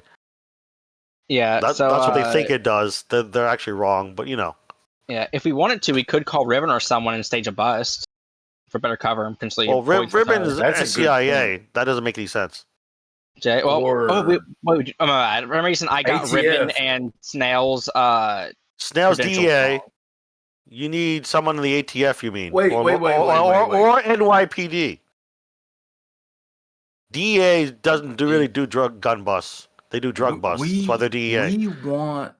We want this O'Grady on our side. We don't necessarily. I'm just gonna real quick. We want O'Grady on our side. I thought, and sending ATF in to bust her gun thing will definitely. If she's already pissed at us, if we're gonna have any kind of saving, we may not. Just Well, throwing that out there. The big issue with her is that she's not playing ball, and if we keep playing that, she'll say "screw you." You're just we making do you're something making to help you're making her. assumptions though. And that's what she did. Yeah, that's what she already did. But But we can win her. yeah, it's not like people can't change their mind or shit. She's obviously pretty assertive. The difference We between someone could go who's not back assertive and assertive is interrogator. yeah, she can Hey, we change her just mind. went to Phoenix, and you know Yeah. what? There's different ways to get to the same result or different result. Is what I'm trying to say, Redbird. True. That's what Snowman's Yeah. getting at too. He's I mean, offering if we want to, alternative. we could go back to interrogator again. Yeah, nothing. Ni- Nothing stops you got from a doing that. No. You got a nice little setup over there at Phoenix. You know what? Mum's the word, or else ATF makes a raid. It's up to you. See, that's know one way to do what- it. Correct. Yeah. But then It's an I would idea. have to see what happens in scene. Either Yeah. way, enough OOC. Gargabon's back. So where do you go Next next? character. We want to interrogate again. We want to wait more. It's assume you're on throne mic at this point because you're in two different vehicles. But anyway, go ahead. To the address that we got from the computer. The big dick address. The arm dick, you mean? Phoenix. Army with a big dick. Phoenix 99999999. This is so awesome. Y'all make me so. I'm so terrible, and it's just like the adrenaline makes me feel better. Epinephrine. All right. Yeah. Well, I'm glad we hear that entertain you, make you feel better. But anyway, yeah. So Mercury One in character says over throw mic he wants to go to the Bronx address. That seems highly suspicious and a possible lead. Allard wants to go talk to And Yalard and Yazzie are saying, "Hey, let's go back talk to No, O'Grady." I've already suggesting it. He's not for it. Oh, okay. Yazzie's for it. Because where is that car for Elias? Because it may be towed if we don't go and check It's it. in upstate New York. Yeah. God dang, like St. Lawrence. It's up by St. Lawrence. Yeah, that's like 4-hour drive away, dude. Ah, Yeah. fuck. You're in New York Is- City. You're in New York City. Nothing We don't stops have you from any- nothing stops you from renting or finding a way to get there by air, by helicopter. Oh, Have you guys stopped Hey. thinking that there's air travel in this game? throat mic, my Mercury 1. Throat mic to Mercury 1. Yeah. Mercury 1 here. Go ahead, throw Mike. We need to check out this car with Elias, and I don't trust local Leo, because they're not DG friendly necessarily. Do you have assets where we can maybe get there faster than road travel? Not in He this does. It's called state. military science. He has an actual specific NPC, an officer, and he also can roll military science to think about it. Okay. I'm using my intelligence to think about how we can check this. Yeah, anyone with military science can roll that, You know, keep in mind, or if you- similar skills. yeah, don't Oh, keep in okay, mind- never mind. Oh my god. Well, keep in mind is I'm that if we assuming it do was go by military science there. helicopter- Yeah, I'm not penalizing you for your fumble. You just can't think of anything. You don't know anyone who has air You know, vehicles. the only thing keep in mind is that if we do this and go by air, we have no subtlety options. We went by a helicopter. That's making noise. Yeah, I mean, Yazzie? the helicopters do make noise. He's correct. Go ahead, Yazzie Yazzie pulls says out what? his phone and Oh. looks up helicopter tour options to see. Yeah, if New we York can City has 'em. charter- Yeah, To there's charter plenty. a helicopter to take us. There's plenty of them. Yeah. All right. You start scrolling through, and you find a picture of a hot woman who's apparently a helicopter pilot. Oh, he I'm gonna- wants to check her out. He And wants the to, he helicopter. wants to check her out and her helicopter. God, I love that. I have a character that's a lot like the- Yazzie and my other. I want the 500-foot club. Uh, It's not the mile high because it's not it's not an airplane. but- Well, out of character, if we are scheduling last minute quote Joking. unquote tours, one thing I keep in mind is that we're probably gonna get charged extra. No. You know what? Yazzie got that money. from Yazzie's O'Grady. looking He's at good to the go. Yazzie's looking at the website of this female pilot who's got all sorts of curves, and that's not just the helicopter. And I'm gonna need a handout for that. No, I'm actually about to go to Night Cafe and generate a picture. oh Lord. But no, yeah. But Oh, 'cause it's I have a not bunch. her. I have a bunch of credits at the AI generated Night Cafe, so I'm gonna go do that right now. But anyway, so it's Just to creator.nightcafe.studio. appease Bloody, you're the best freaking game Well, master. I swear. Well, it's one of those I tailor the narrative to each player as best I can. This is why I play sick. Anyway, moving on. All right, so what happens is, you see that it says there's no extra surcharge or charge after hours. Just call this number 24/7. We'll respond in less than 1 hour. And the helicopter rental is says negotiable, and she has a few different helicopters according to the pictures. But you're not really looking at the helicopters, are you, Yazzie? No, No, exactly. no, that is not what Yazzie's looking at. Oh my gosh, look at her face. Look at her Let me- backside. Oh my gosh. Yazzie, let me order the helicopter so you don't accidentally order a 2-seater. Throat mic, are we on board with this?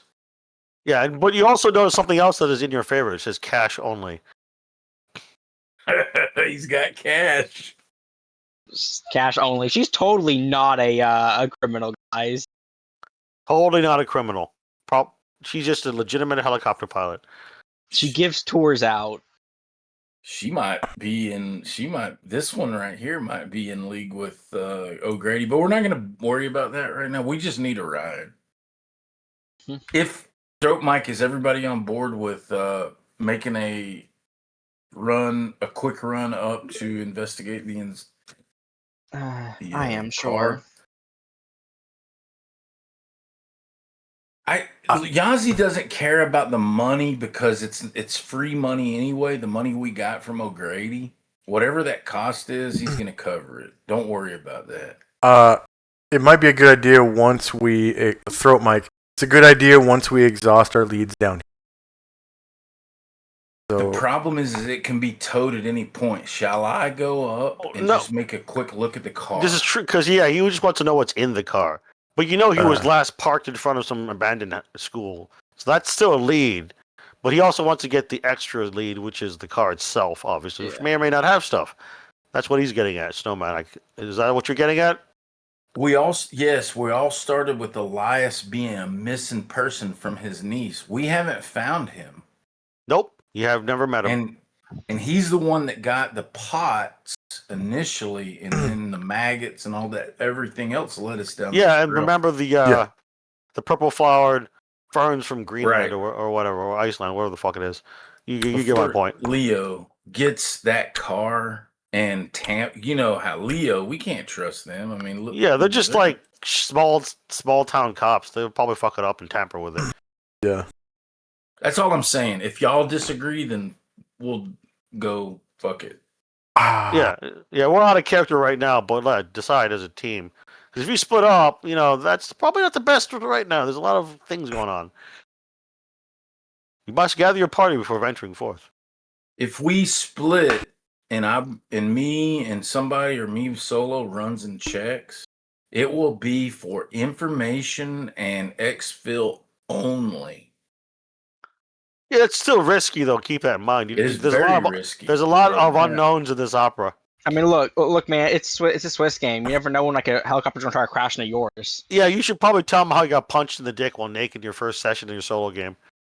Or the freaking helicopter that killed or the helicopter that crashed and we disappeared for a few days and we don't Yeah, even know if we were cloned. Yeah, I was before Gargamon got here though.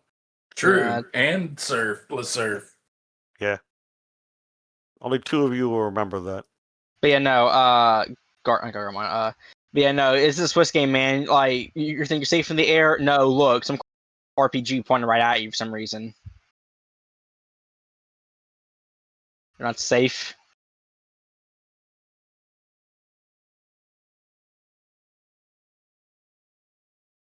Someone waiting for me to say something? Maybe. What was the question? Yeah, repeat, please. I have a question. I'm not sure if no one had Hold one. on, someone's calling me. All right, let's go ahead and pause for 5-10 minutes, please. Because I want everyone to be here for the next scene, whatever the fuck you guys are doing. So let's pause for 5-10 minutes. I'm gonna go ahead and throw in game info notes. Not on the shitter. Picture of the hot pilot. I'm gonna read my story again. I posted. So guess what her name is, Yazzie? Is it Ribbon? Sexy McSexerson. No, I'm kidding. No, it's Tanya Tanya Masters. Oh my god. I'm in love just by her name. Tanya honestly, Masters. Well, have you seen the picture yet? Tanya. Where's it at? Game info notes. honestly, I wouldn't be surprised if yeah. Ribbon knew how to fly a helicopter. Tanya and Masters. Oh my gosh. Oh, wow. She The looks like freaking what is what are those glasses there? The aviators. glasses. Yeah. Oh my gosh, and the leather jacket. Oh my, and the red hair. Yeah. Is that the low cut top? The low cut top. I mean, that's just icing. That's the cherry on top of the fucking cake. Red hair. I like to imagine. Aviator? I like to imagine she purposely has like a big cleavage, just to like tries like pickpocket horny men on her helicopter. Yeah. For extra money. Well, she definitely like, oh, hey, we're picking this one. I don't care what she's charging. This is the one that. Yazzie, It's kind of shortly though. Keep in mind, yeah, but that might be for the best because that way it's untraceable. Yeah, in Yazi's mind, she's earning the tip and more than the tip. Oh, Just the tip. my! Maybe. Oh my! Sorry. Thank goodness Ambrose or- not here. Or as I said, She doesn't care. She But looks anyway. she looks like a redheaded Angelina Jolie. yeah, or Yes. or Yeah, as right. another game, her body is a temple and she wants worshippers inside of it. I worship her. Wow. Oh, my bad. Speaking of which, I want to post a picture of the gym rat, this solo character, because we're on break. Is currently fucking. Like they're not in a relationship. Let's be frank here. They're just fucking. No, Where's they are it at? not. I'm about to post it. She was literally like, "Hey, you're hot, Hurry! WTF?" Okay. Okay, Chatterbox. Oh yeah, oh yeah. Look how she holds the bar, man. Yeah, I'm that's actually being that. funny. Yeah, she knows how to grip things all right with those hands. But yeah, no. Absolutely. Whenever she posted pictures, I said her body's a temple and she needs a worshiper inside of it, Oh man, and it made him laugh so hard. yeah. Did Yeah. you see my DG clearance chat where I said I know Chinese women? I saw that. Yeah. I was just trying to GM by the time we were on break. I know.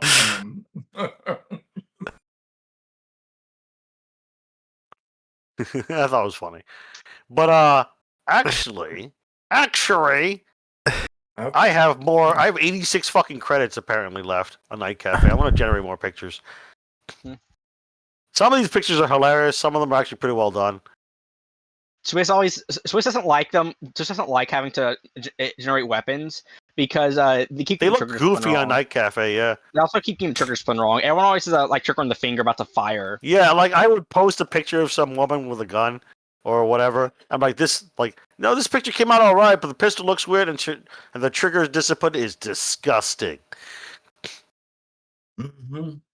You need trigger discipline. And AI gets hands and fingers wrong so bad. It'll be like 8 fingers and shit. But And also just things you hold in general. fucking AI, I love it. I use it all the time. I have a Chat GPT subscription, so you can ask for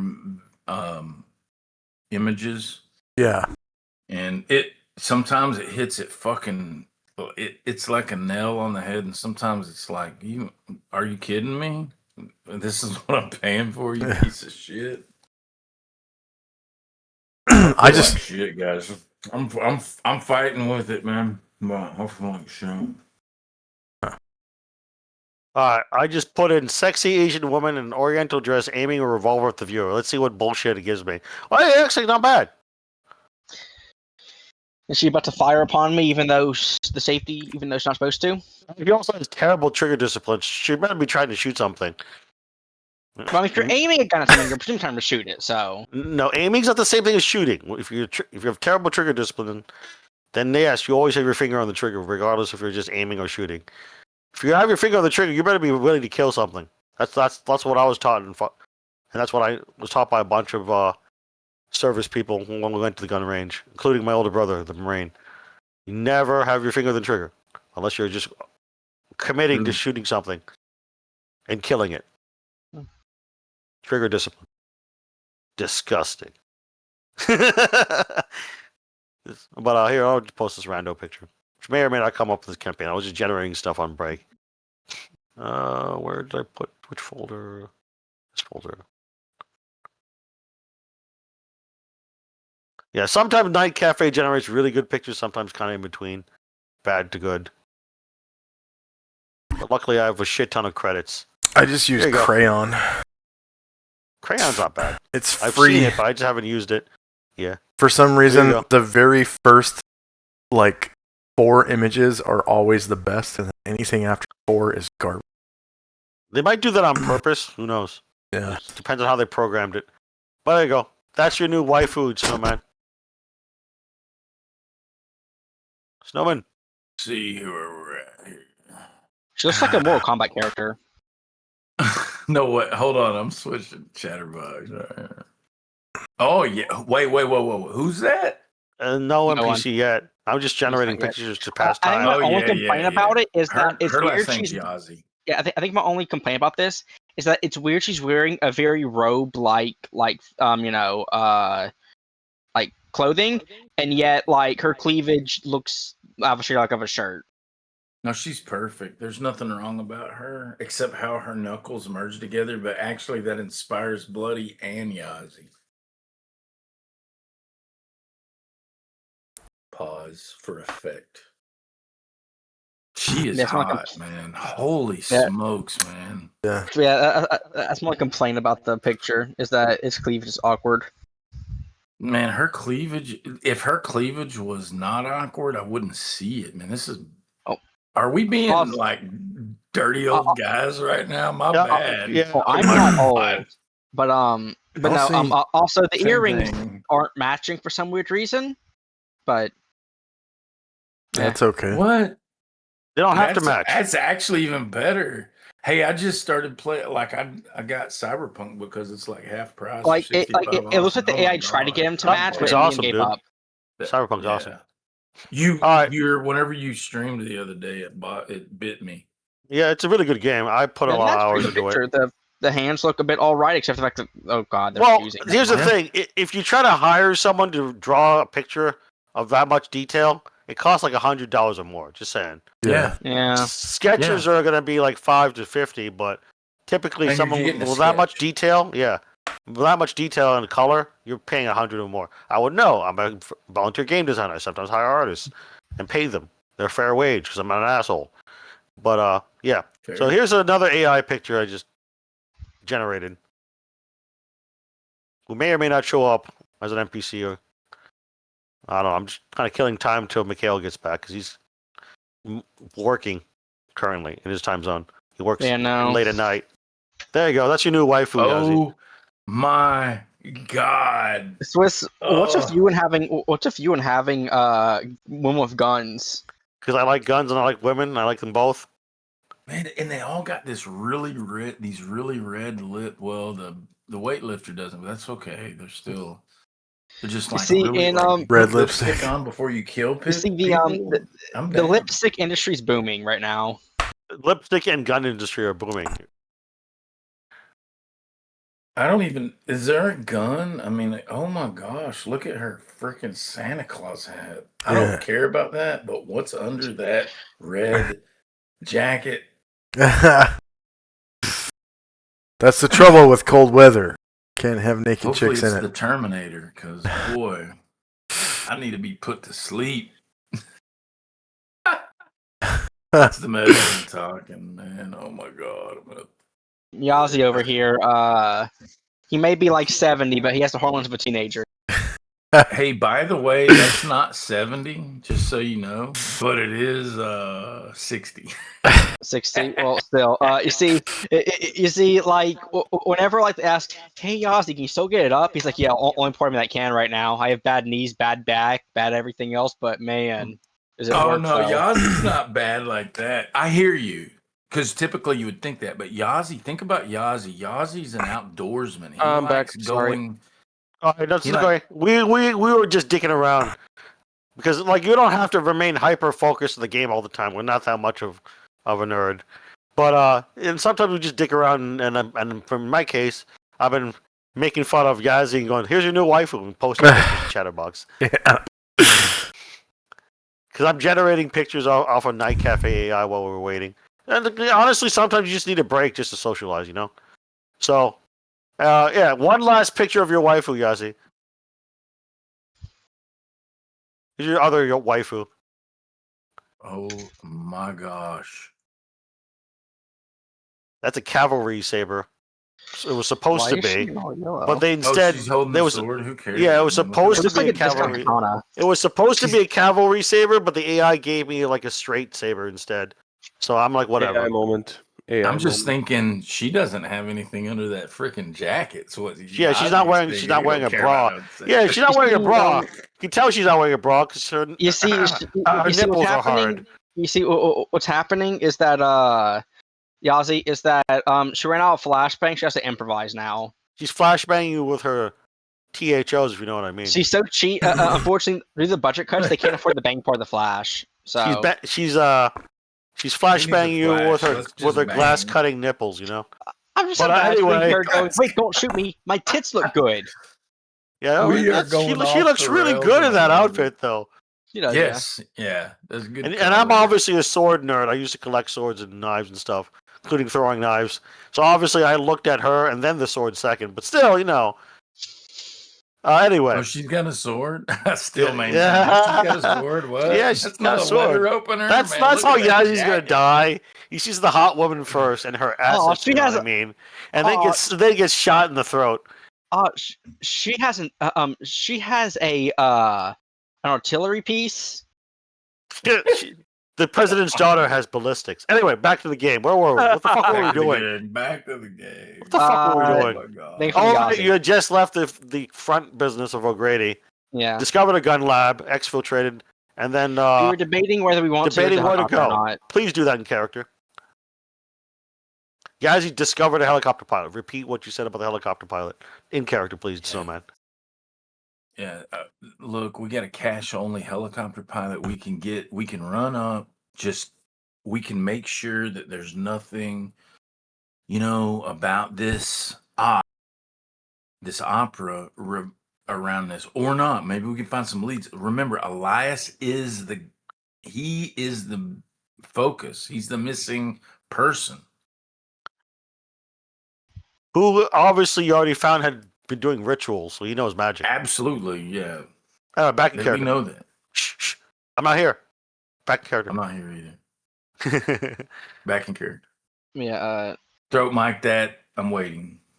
If out of character, if I get shot down, I get shot down. But that's what he proposes. From what we know, the little, like you said, gun deal is happening tonight. So what time is it now? Out of character. About 9:30 p.m. If we do go for the car, there's a good chance the gun deal is going through without us being able to do anything about it. Throat mic question: what's the gun deal got to do with anything about the supernatural or the unnatural flower pots that Elias was involved in? O'Grady did.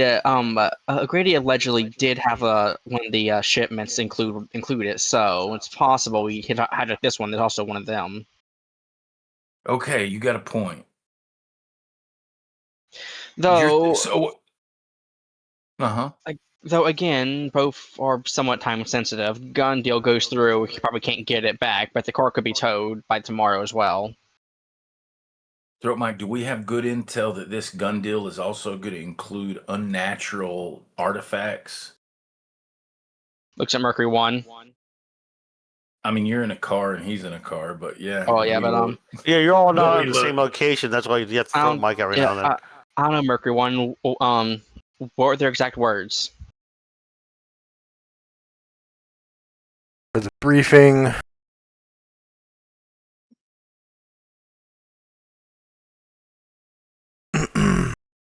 Out of character, you're talking about getting big fish. Yeah. Big fish somewhere else. They didn't say where. The one thing we may actually be able to realize, at least Alex in character, this place makes guns and ships them off. It's kind of weird if they're receiving stuff. Well, yeah, it is. Anyway, back in character. Mm-hmm. Yeah, Alex will say, well, Mercury 1 said they're getting big fish, so one thing to keep in mind is that, this place makes and ships guns off. If they're buying guns, that's kind of weird. It's going to the place they're making them in.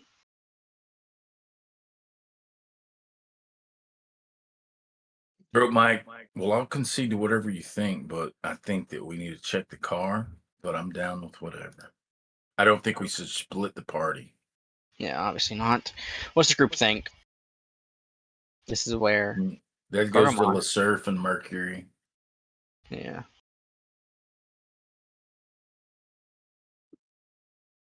Maybe they're selling. Maybe they're selling.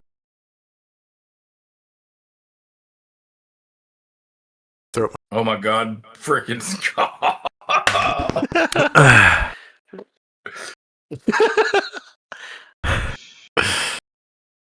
I mean, can I post? I got some that not right now. Okay, I'm just killing time because I'm just listening. I don't have any NPCs here, so I'm mostly letting you guys drive the action. So far, Alex in favor of the deal. Yazi says we should do the car. What do Snail and Mercury 1 want to do? Okay. Anyway, next, Yazzy's trying to say something in character. Go ahead. Throat Mike, I will concede to Mercury 1 because he has tactical awareness, man. Me and the doc, man, we're intellectuals, man. We're learned men. But when we're coming to investigation and tactical aspects, I'm gonna defer to my boy Mercury 1 and LaSurf, man. If y'all got something that you want to do instead of checking the car, then fuck it. Yeah, let's Let's do it. let's investigate the Big Dick address, and then we can go look at the car. Yeah. Bingo. I'll put the order in tentative for the hot chick with the. Yeah, you just like email her because there's no other point of Yeah. contact but an email. Because this is potentially even more time sensitive than that. Yeah. All right. I mean, as established, we already were more or less told that a deal was happening there soon, but you know. This is the last random picture because I just generated it, and it's actually not bad. And it's kind of funny too. It's kind of funny too. You'll see why in a moment. Sorry, I'm just breaking up the tension a little bit. So even Shakespeare did that. So let's see here. Oh, where is it? Oh, here it is. It's kind of a funny picture. Here you go. This is Dillinger's girlfriend. Oh I mean, Grillinger's my girlfriend. god. Grillinger's Oh girlfriend. my god. Have you seen how much they fucked up the hands? Oh, they're bad, but it's awesome. This is Oh my God, Grillinger's look at the three-handed grip. girlfriend. Look at the grip on the hole. 7 fingers. Oh my gosh. I love a Remember- woman remember- with 7 Grillinger fingers. loves fishing, so he met a mutant girlfriend on the river. No wonder. Dillinger, Dillinger.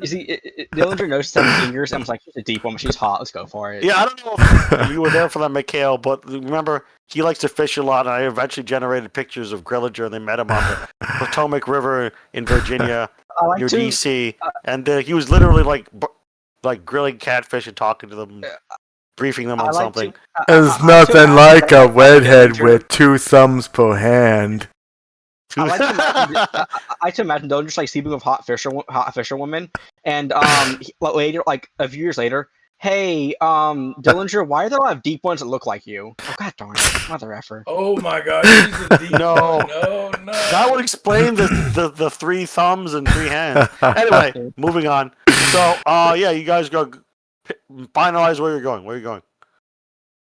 I'm making sure you're going to where I think you're going. I Big think dick address. we Bronx usually get Bronx the address. Yeah. Going to the Bronx address. You go to the Bronx address.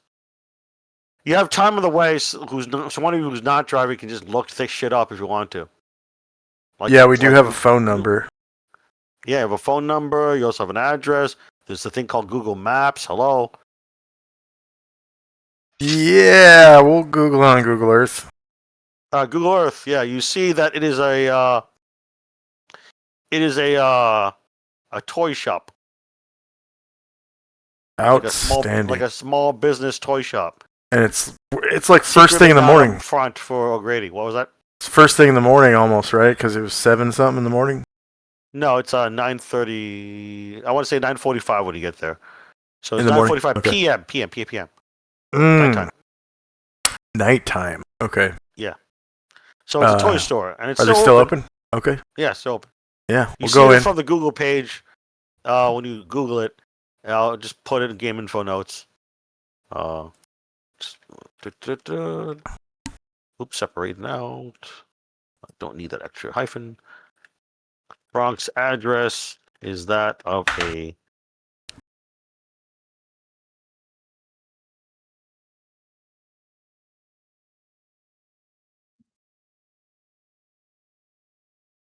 Grady toy shop.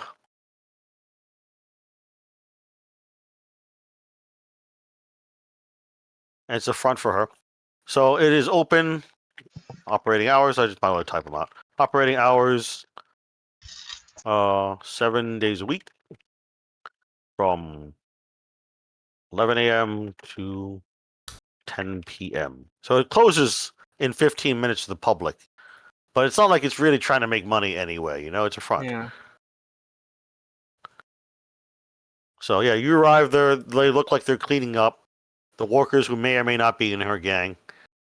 And they look like a bunch of young men and women in a toy store, retail associates. Because it's so late at night in the Bronx, and Bronx is not nearly as crowded as, say, Manhattan. There's a lot of open parking on the road. On the street is what I mean, on the MSR. It goes right by the store, O'Grady Toy Shop.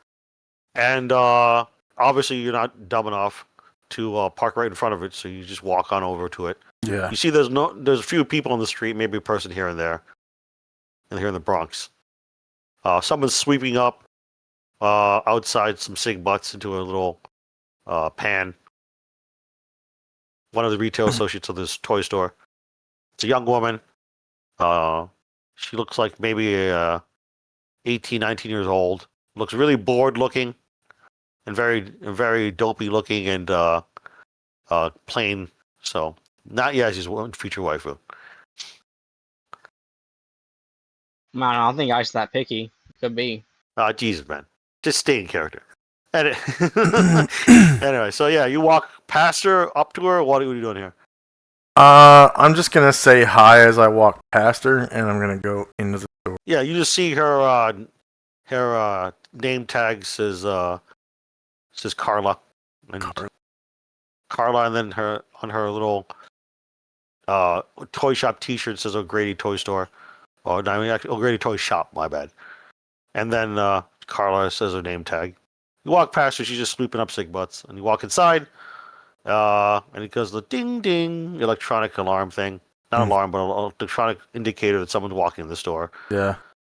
One of the retail associates walks over. Her name is also Carla. Looking for CCTV cams and cashier. You don't have to roll. There's actually distinctly lacking any CCTV. And there's only one POS station, cashier station. Okay. Is there anybody at it? Yeah, another woman named Carla. This time a middle-aged woman who looks really depressed. Uh-huh. And is just looking at her pack of cigarettes, checking and counting them, like she's ready to go home. Okay. I say hi as I walk in, and I immediately go to the aisles and start looking at toys. And like picking them up and reading the packages and stuff. You notice that there's all the toys are made like in China. But one really does stand out, and you don't have to roll for this, Mercury One, because you actually did a good thing. You're looking for something unusual. And you find a couple brands of toys, off-brand toys by some unknown company, which I'm going to type in soon, that they're actually made in Greenland. Oh all my the god. Toys are made in China. Interesting. Okay. And I am going to make my way towards the back of the store and see if there are any employees only doors.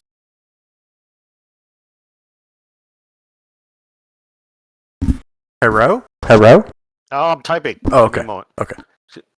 Just repeat in a moment. Hold your thought.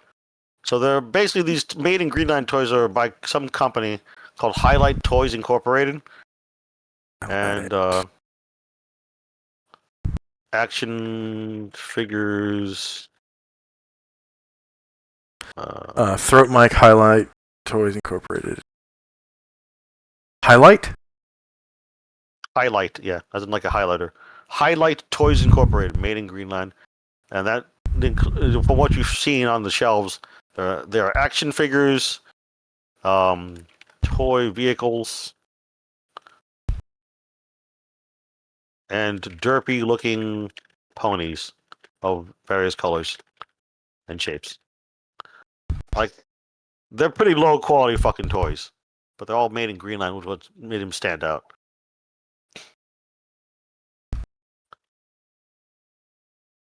There's not a whole lot of them, but there's a little small section of them in one of the aisles we found.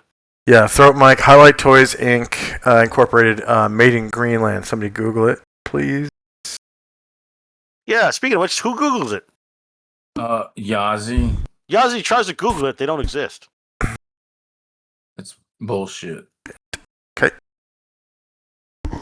No, as in, Not yeah, you existent. Google it. Yeah. Not How exist. big? I throat mic it. Okay, go ahead.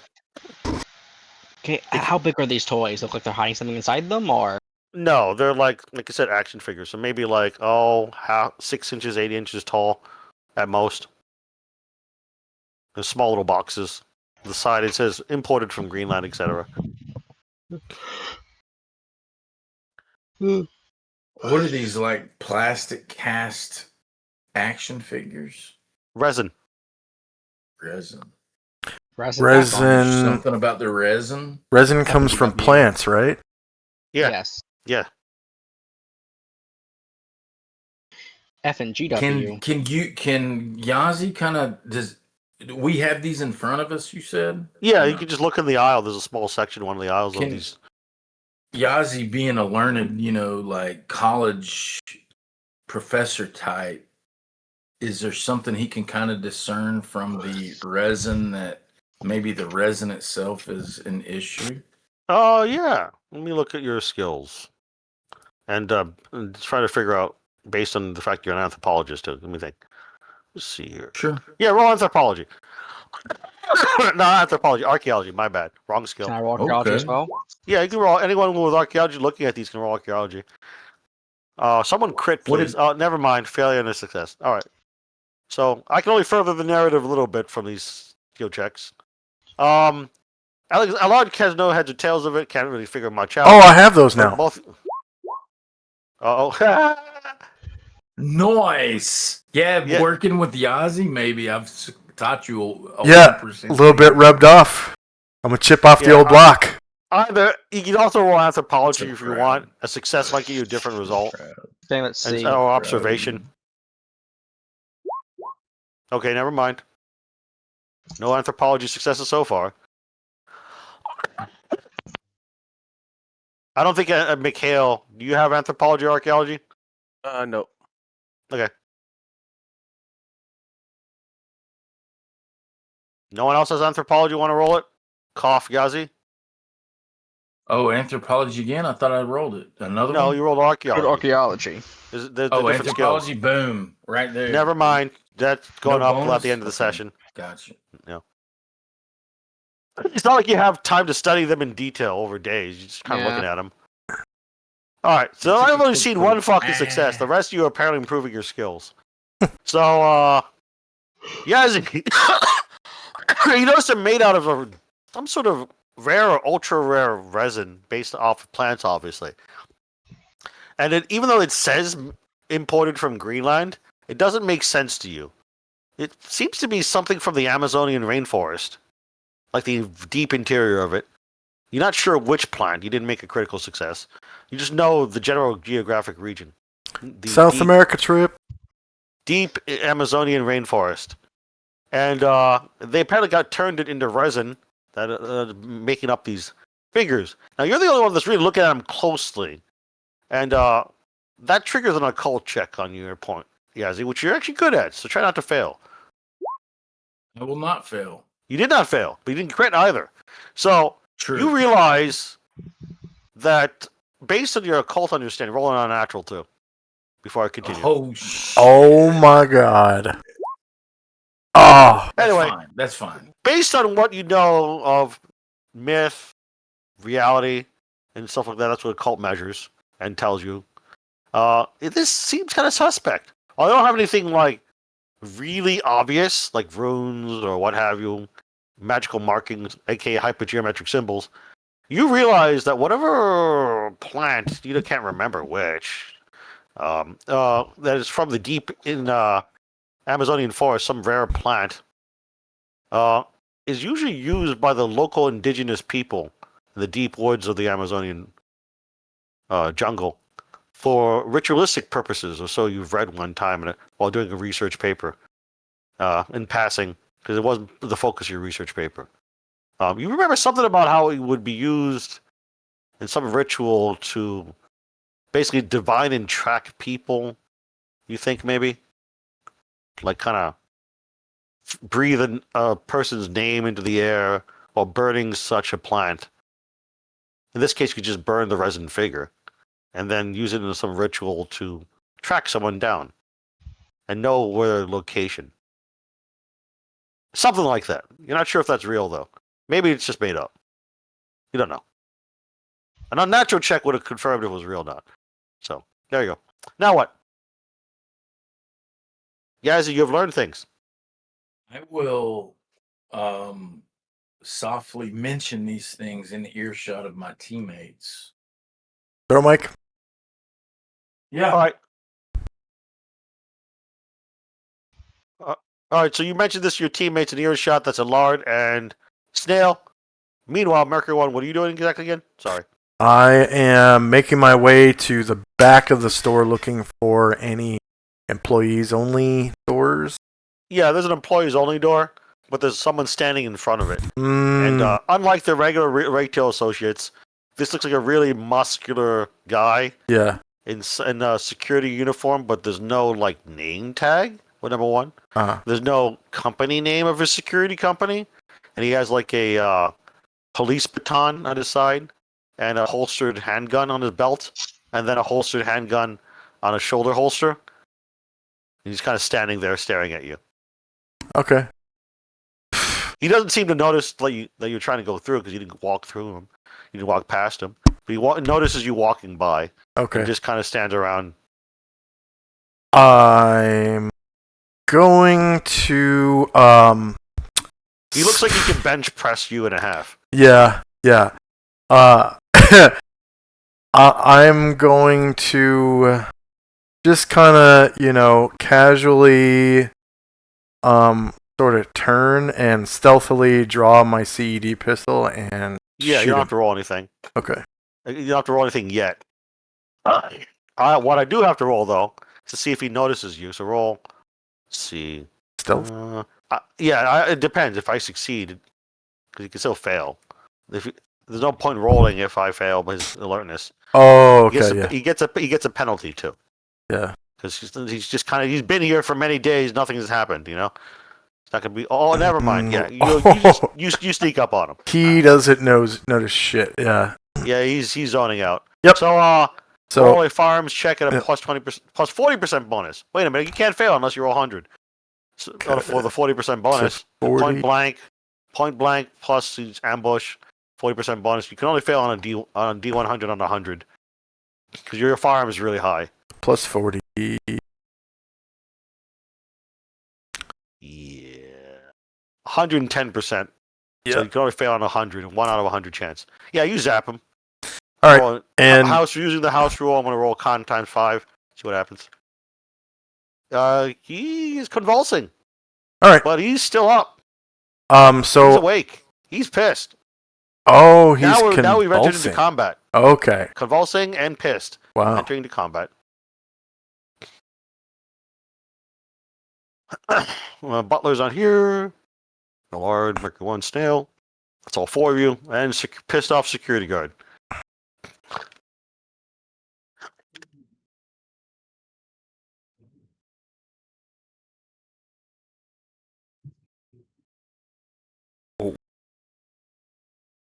He goes first.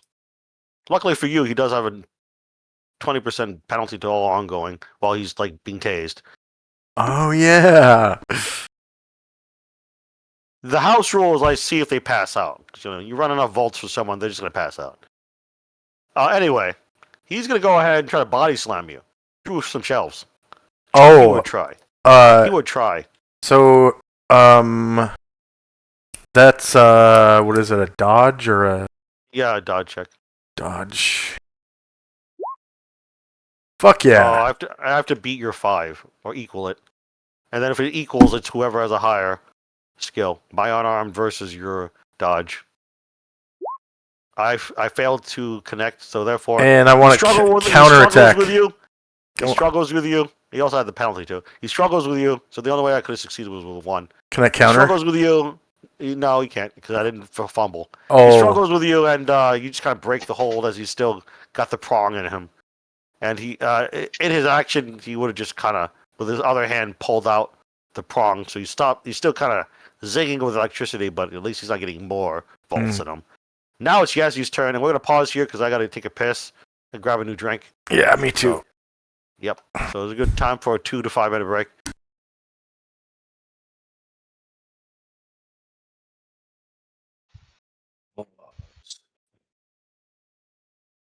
For a wicked piss. I just was in the bathroom using the restroom.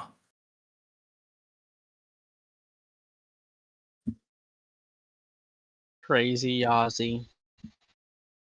Yazi is fucking on the verge of insanity Yeah. with the 22. Wait, yeah, no, he actually gained a little. He's back to 31, but Because he smoked so much pot. he's agreed to not smoke pot.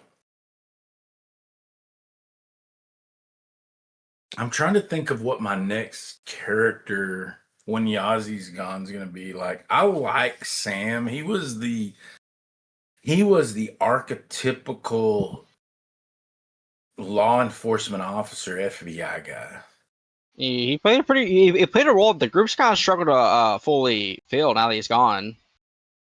But my thing about it is, do I want to bring another Leo in or not? And I don't know if I really want to, because I like the problems that we come against by not having a Leo.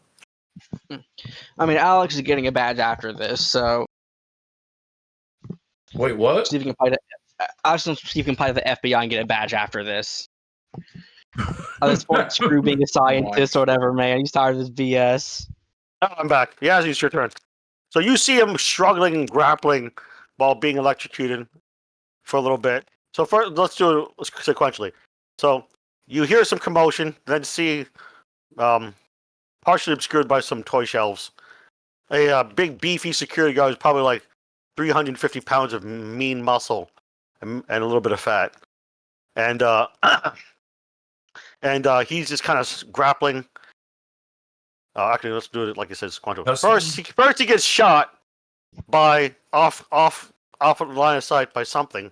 A little taser dart hits him, and then you can see the line going back to whatever CED gun you think that Mercury One has. So it looks like his gun. He just tased the guy. Then he pulls the taser dart out, and then rushes at him. And then you see him struggling for 2-3 seconds into full view. And he was trying to do something, like maybe throw him or body slam him. You're not sure. But then Mercury One just kind of like slips out of his grasp. And now it's your turn, Yazzie. What do you do? None of the retail associates are paying attention because it's still making a lot of noise. Yazi wants to make sure that Mercury One is best protected as he can with Yazi's intervention by making a physical intervention, like running in and like think about like a linebacker trying to tackle low to mess this guy up, because Yazi knows Mercury One is our best assaulter. So we don't want Mercury One to be tangled up and subdued. I think a melee type of assault on this guy, basically tackling, or an unarmed of something. He's not using a weapon. Does that make sense? Is that too much? No, that makes sense. He's just trying to tackle the dude from his legs. That makes sense. That makes sense. And for that description, I'll give you a 20% bonus for unarmed. Go ahead and roll. Okay, that's a shift plus unarmed for drop down 20%. Boom. Oh shit! Critical! I have to roll like a 22. Nice. I have to roll either a 1, 11, or 22 dodge. Let's go! Basically beat you. Oh, never mind. Yeah, you just Yeah. you slam him to the Fuck. ground after shooting from underneath him, and even though he weighs a shit ton, you basically been use him. thinking about all You these basically women you and catch he's you basically inspired. catch him off balance because he was already just got out of a grapple with Mercury One, and then using his off balance to his advantage, you come in at the right angle, shoot up, slam him into the ground, and get him away. He's kind of partially like up against the wall, the back wall, and the ground. He's kind of crumpled there. I'll go and roll 1d6 plus 1, then we'll just say that much damage. Whether you like it or not, all that momentum caused damage. Okay. It's like I teach martial arts or something. Not that I'm the Wow. greatest at it, but I know what I'm doing. So you do 5 damage to him whether he likes it or not. So he just kind of goes, ow, in some European accent. ow. Mm. He did not even like a very emphasized like, oh, that hurt. No, it's just like, ow. Like he's just kind of not like used to a lot of pain in his life or something, you know. And then you're done. Do 5 damage to him. Yep. He doesn't have armor, so it doesn't matter. So he takes 5 pure damage. According to this, it is Mercury One's turn. All right. I shoot him again with the CED pistol. Okay then. Any bonus for him being 20% held? bonus. No, it's not being held. He just kind of quickly slammed him. Okay. I gave him extra damage too for a critical. You still hit, yeah. If it wasn't for the 20% point blank, you would have missed. Oh yeah, so you hit him with another prong. Electrocutes him some more. House roll with con times 5. He is still up. He's fucking insane. He's a beefy guy here. Yeah, Ilara, it's your turn. He just kind of goes, ow. He's still being shocked. Punch him in the face. He goes, then send a mixture of German and Espanol. Deutsch and Espanol. He just goes, pendejo. Oh! Pendejo Scheitskopf. You fucking pendejo! He just calls you, Get to the chopper. In his weird, like, Austrian accent, he calls you a pendejo Scheitskopf. So pendejo Scheitskopf, and then just rips the prong out. What that means. Yeah, That means he's Karatechia from South America. Yeah, he just rips the prong out though as a free action. 'Cause he's pretty fast. He's got Dex at 17. Allard tries what again? Because either way, I think you just failed. But for narrative reasons, what do they see you doing? So you just try to throw a punch at him, and he just kind of stares at you as you completely whiff the air, misjudging the distance. As he's kind of getting back up slowly. It's not his turn, so he's not standing up yet. Snail, it's your turn. Okay, I am going to. They're having trouble with like bodybuilder Mr. Austria over here. Okay, All right, I am going to so he ripped the prongs out. I am going to try and put my bayonet knife to his neck. Hopefully, try and defuse the situation without making much noise. Okay, you said that will require a melee weapons check to get within range, because it's always assumed. Because I know a lot about unarmed combat and melee combat in real life. It's always assumed everyone's constantly moving around as they're acting it around. Some GMs don't seem to realize that though. So you're not static. You're not like a figure on a board. Okay. So yeah, so he's trying to get up. You're trying to get in range, so you still got to roll melee. Just to see if you can put it up to his. Shit. Never mind. Basically, as you're doing that, his instincts and muscle memory kick in, and he just kind of like slides under you because he goes next after you anyway. And that's his movement. So he just kind of slides, not under you per se, but like past you. That would make more sense.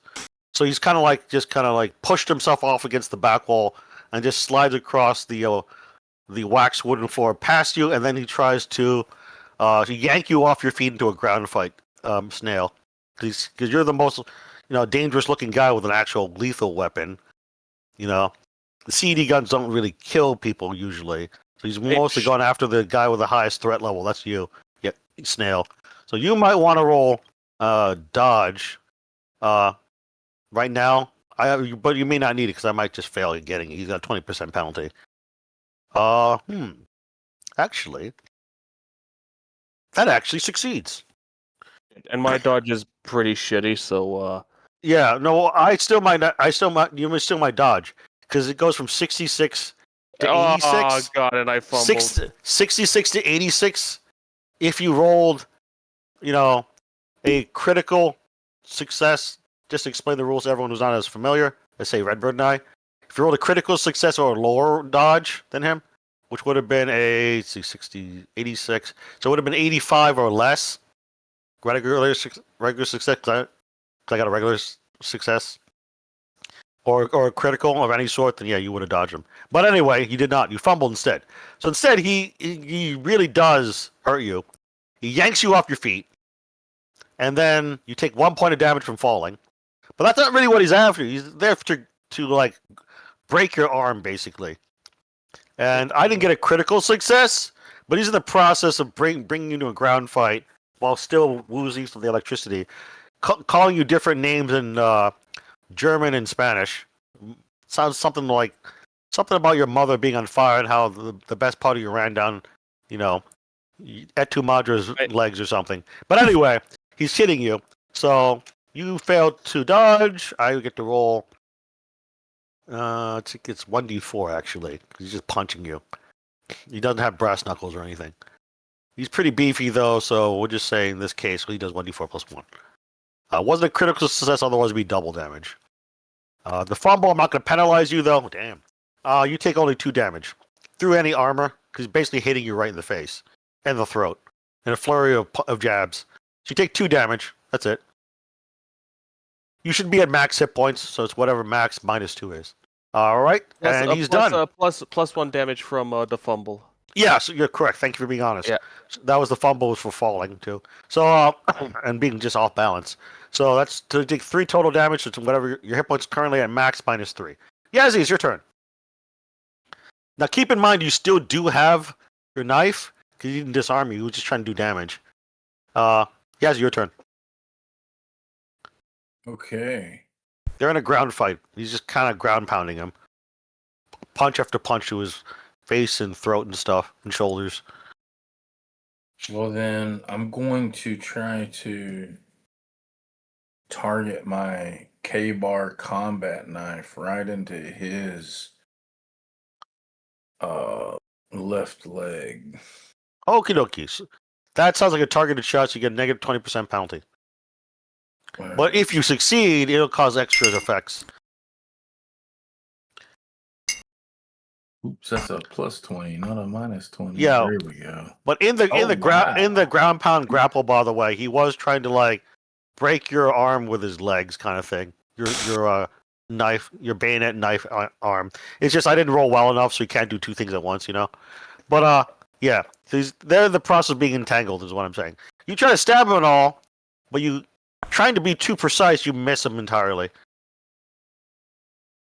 So you just kind of thunk your K-bar into the wooden floor and then pull it back out. Mercury 1, your turn.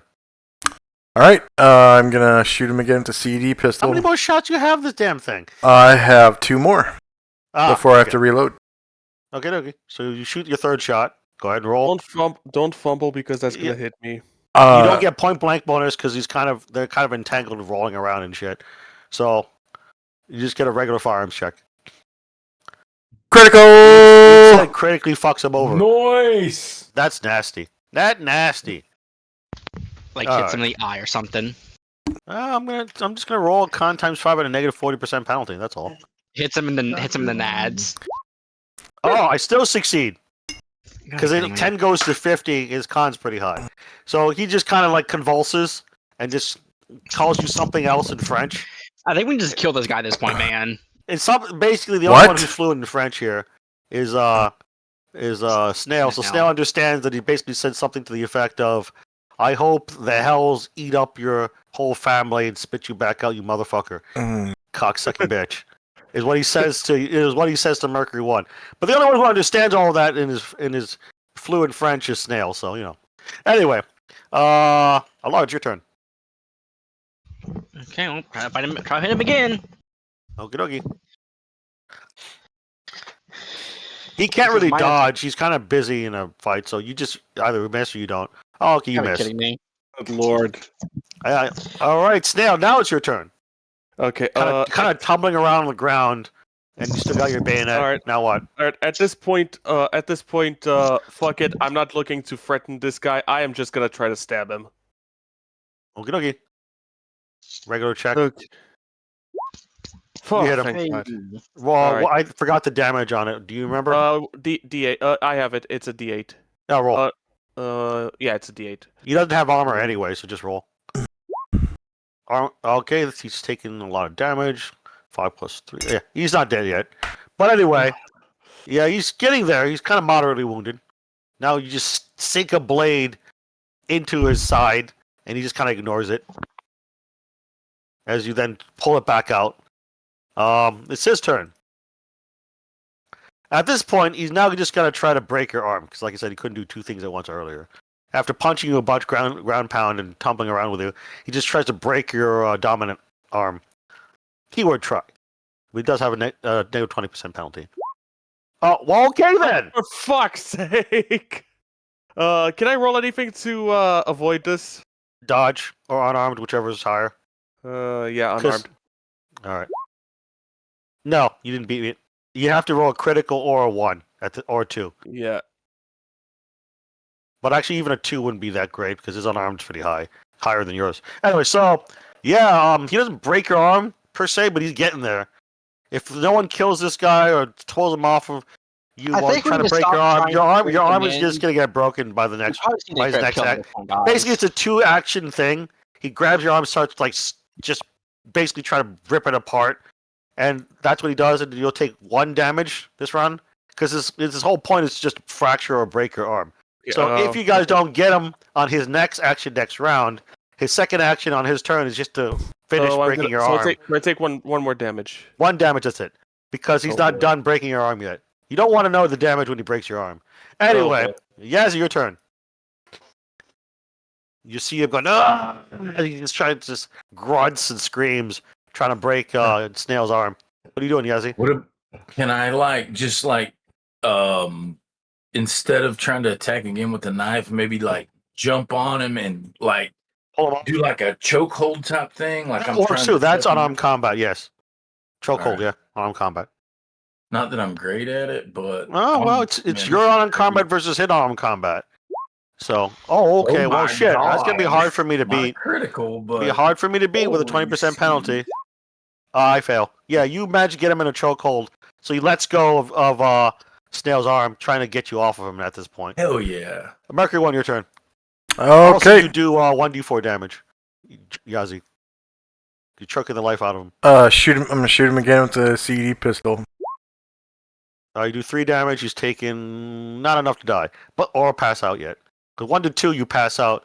0 or less, you're just dead in this game, hit point wise. All right, so shoot him again. You get a 20% penalty because there's just 3 fucking people in this dog pile at this point. Luckily, you didn't fumble, so you don't hit anybody else by accident. So Okay. you just waste a shot as you just kind of hit the wall near him. Ping. Now, it's your turn. Okay, well, sounds like the same. Try to beat him up. Unfortunately, Lord's not a very good melee character, so. Oh, yeah, it's a 4-person pile up. Go ahead. He can't really dodge at this point. He's too busy being fucking choked. All right, so you hit him, 1d4 damage, and describe to the audience how you smacked him, or whatever. What are you doing?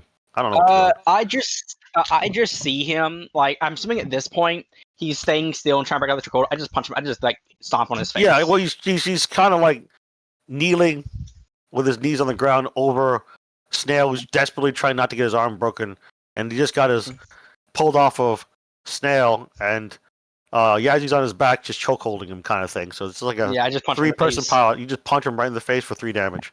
He's still not out. This guy's a beast. All right, so Surely that's yeah, at this point, though. This is not. This is yeah. not. I mean, he's pretty heavily bruised and injured. He's still swearing profusely in 3 languages. None Guy of them is English. like supernaturally strong. There must Maybe. be magic. All right, Snail, it's your turn. I just gave him like I- 17 strength, 17 con. Okay, I'm going to get up, cursing in Yeah. French, Yeah, And, he can't keep you on the ground. He's kind of busy. So yeah, you get up. and I'm going to try to knock him out by smacking the hilt of my knife on the side of his head. Yeah, you can do that. Roll. So unarmed. So that's gonna be that's melee. Melee. Yeah, melee. Melee. Fucking. There it is. There's no such thing as non-lethal, by the way. All that means is if you're at 1 to 2 hit points, you're KO'd. Shouldn't he be at a penalty because he's being choked out right now? Like he's No, being he held? can't even dodge. You just failed Oh. to hit him. 'Cause there's a chance in the moment in your less than 3-second action, as people are all constantly moving around doing shit, you just miss entirely. That's what happened here. Like you whiff the air. You can't dodge per se, but you can still miss. Like misjudge distance, maybe a little bit Yeah. off balance. A lot can happen, you know. Anyway, so yeah, you just miss entirely. That's all. But you at least get to improve about 1 to 4 points later at the end of the session. Anyway, so Snail, you're done. It's his turn. He's gonna try to reverse the chokehold by basically rolling and then trying to put Yazzie in a grapple to where you're trying to start choking his life out. Is the key goal here. It's a lot of rolling around at this point. All right, so Yazzie, make an unarmed versus his. I make it unarmed or a dodge. You make it unarmed. You can't really dodge her. You're both in a grapple. Okay, you succeed. Fuck that guy. You beat him. You beat him. So he tries to reverse it, but instead you're just rolling around. You're still on his back, choking him out. Roll another d4, because you know he's being choked out pretty extremely. So he takes another damage. Not out yet for some weird odd reason. Maybe he's just extremely buff. Maybe he has an 18 con. That is possible without. Maybe Swiss gave him max. Maybe Swiss gave him like close to max physical stat. Yeah, I already described him as some really built motherfucker. You didn't look at him closely, but yes, this guy has pretty high physical stats. Whether or not he's unnaturally enhanced, you don't know for sure. You're kind of in like a 6-second combat round by round right now. I don't have time to analyze if he's got. I think he's on steroids though. He could be. Actually, no, not even could be. It's 90% likely he's on steroids. Anyway, he's jacked. So keep in mind this setting and rules. Human maximum without anything else, like magical, is 18. So this guy's a 17 dex, which is pretty amazing, but not the best it could be. His con is also pretty fucking high. Anyway, so he takes another damage. Oof. Yeah, he's pretty heavily wounded. And then, yeah, it's your turn. Also high strength because HP is I wasn't muted while I was playing with the dog. So Yazzie, it's your turn. You did an automatic 1d4 to him because you're still in the process of choking him out, but now it's your actual turn, Yazzie. Continue choking him out or do something else, multitask. Yeah, I wanna put like I'm gonna like keep my unarmed strike.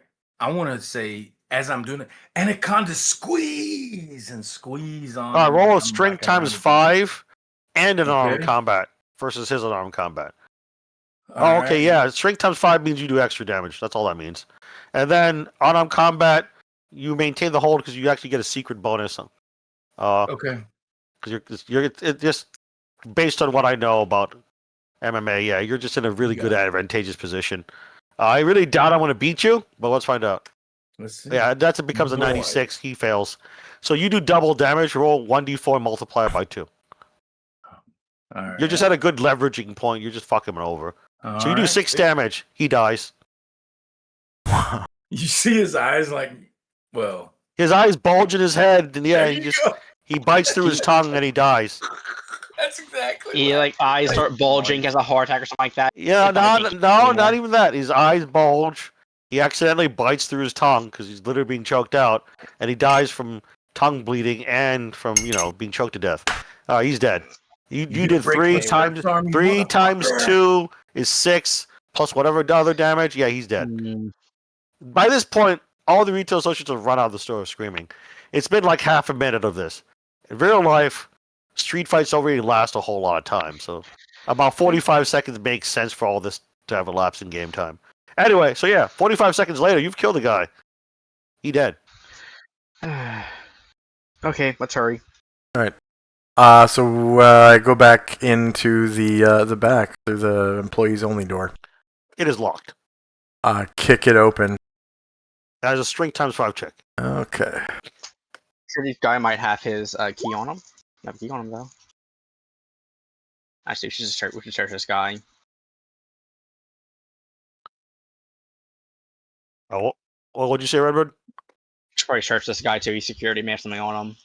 Probably or do. There's a difference. I'm searching him. Okay, let's do one thing at a time. Mercury, when you kick in the door, success. I'll tell you what you need in a moment. Meanwhile, you're searching the guy. Roll a search check, Redbird. The obvious is obvious. He's got 2 guns, a police baton. Oh, dang. Yeah, you don't find anything else of interest. I don't. Anyone else? He doesn't even have a wallet. He doesn't even have an ID, which is very suspicious in and of itself of things you don't find. He doesn't even have any money on him. Doesn't have a phone. Alex failed.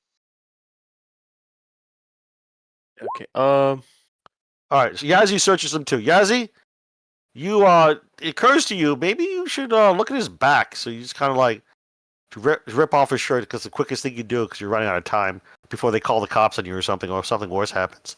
You rip off his shirt a little bit, and you see he has looks like some sort of prison tattoos and a bunch of German on his back and neo-Nazi ideology.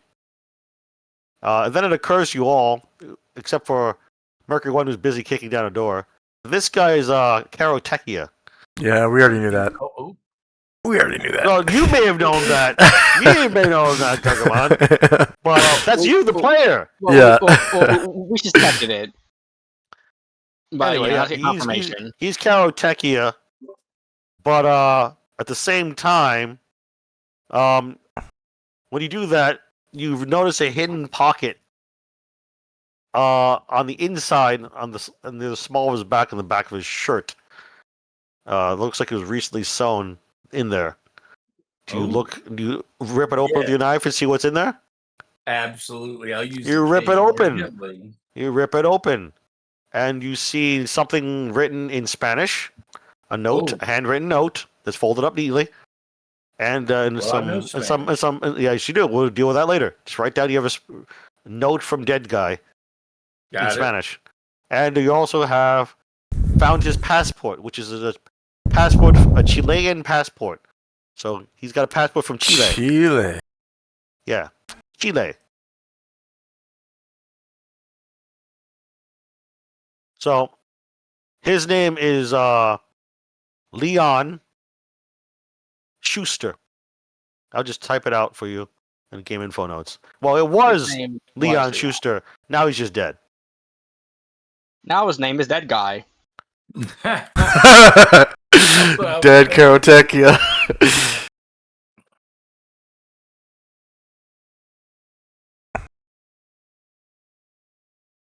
And you see that the address listed on there is of no particular city. It looks like some sort of smaller town, maybe. And it's really weird because for a country of Chile, it has a German-sounding name. Location is listed as his home address in the passport as you flip through it real fast.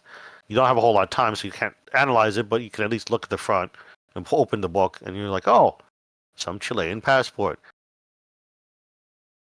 And it looks like he lives in Heidelstadt. I'll just type it out. Heidelstadt. Helps I took German in high school. Heidelstadt, Chile.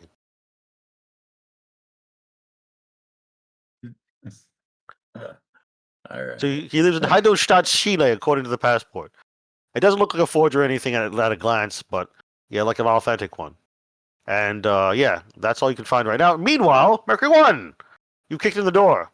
You see a brightly lit hallway lit by fluorescent light bulbs and overhead lamps.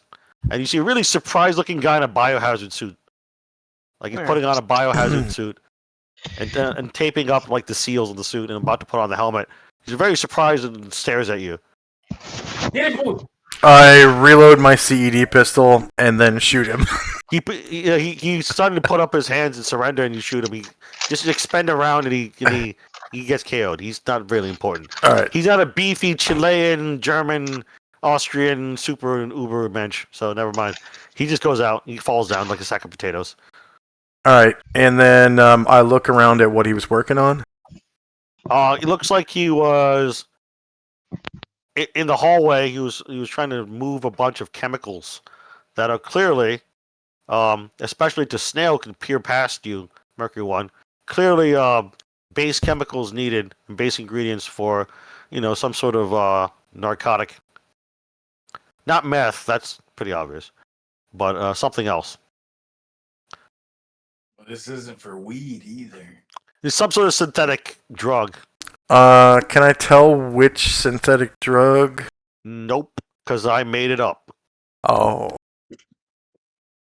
It's something completely new that you don't know about. You would need pharmacology or some chemistry knowledge or something to know what it might be. I do a pharmacy. Yeah, me but too. Are you there in the hallway looking in? I do. No, Oh, you're searching a guy. So anyway, what are you doing, Gargamon, now that you shot him? It's all happening simultaneously, by the way. Trying to figure out what the chemicals are, I guess. Is that what You don't know, because you fail. Meanwhile, Okay. Snail, it's your turn. We're not trying to, all talk at once, that's why I'm just calling on people. Snail, you So see we're as a just- DEA agent looking in something. Roll criminology Oh, at yeah. 20% bonus because you're DEA. DEA. DEA, 20% bonus turns into All right. a, Yeah. a 50. Yeah, You I succeed. I barely You- succeed. Uncheck the box so you don't get 1d4 when you auto compute it, and then you realize this is a new drug that just hit the streets. You remember reading about at your day job just yesterday before you got called to quote unquote vacation in New York State. Anyway, on this opera, an invitation to opera, if you will. It's a new drug. It's called Buzzkill. Right. And what does it do? You might want to write these notes down. I'm not writing it down for you because if you misremember shit, it's not my fault. It's part of the Okay. investigation. So Buzzkill, all one word. Buzzkill is supposed to be some sort of combat drug that's supposed to amp the shit out of people and make them more resistant, if not immune to pain. It turns off the nervous system's response to pain. It has a sort of analog for like adrenaline, and but however has the side effects, or rather downsides rather, and most people who take Buzzkill causes paranoia, sometimes drowsiness, less commonly, if you're coming off the high, and boosts the metabolism a lot, so you have to eat more. So just keep that in mind. So this guy may have been on Buzzkill for all you fucking know. But the difference between other drugs and this one is there's no indicators that you're even on the drug. You just feel real amped up. So if this is a combat drug, I assume it was made for the military. How did it get to the public? You don't know. You didn't roll critical success. All right. It was probably made by some sort of military or other black ops government because it sounds highly illegal to give to people. Yeah. You didn't roll critical criminology, so you don't know offhand. But yes, it's called Buzzkill. Anyway, now everyone, open floor, say or do whatever you want, and I'll halt you every now and then if Okay. needed. Burner phone to Grillinger. Yeah, We've call up the Grillinger. Do-do-do-do-do-do. Yeah, this is somebody. What do you want? Sounds tired. So we found Carrot's house. You know, the Carrots, those techie guys. Yeah. So yeah, I know what you mean. yeah. So They got good juice here, and some other stuff. It's this place is it's a fireworks store. yeah. Okay, well, I think you got the wrong phone number. Dillinger says. As Maybe he's just subtly so. indicating that you should hang up now, and then he hangs up on you. Ah, shit. Anyway. Question: Did Mercury 1 have satellite phone for Dillinger, or Well, here's the thing: you don't even have to tell him where you are, because you can just go GPS to the an drop app. phone. Yeah, exactly. Just go to the app and figure out where your phone is. So he already knows your address. That way, if anyone taps the phone, they don't know where the fuck you are. Get it? Yeah. Okay. That's why occasionally he will tell you to just ditch your phone. But okay, so question. But anyway, what? So did Mercury 1 have a satellite phone for Dillinger, or No, he has Dillinger's phone number. Oh, okay. One of Dillinger's burners. Yeah. Yeah, that was done in a prior session and scene. I think you forgot. Anyway, so he calls him up on his burner, says that out loud. You guys hear? And he didn't tell any of you guys he was calling Dillinger, so that unless he tells you in character, you don't know that. Because being subtle about Carrots, apparently. And No. tech guys. Yeah. Well, Juice. I now have more. I now have a lot more questions for Miss Grady.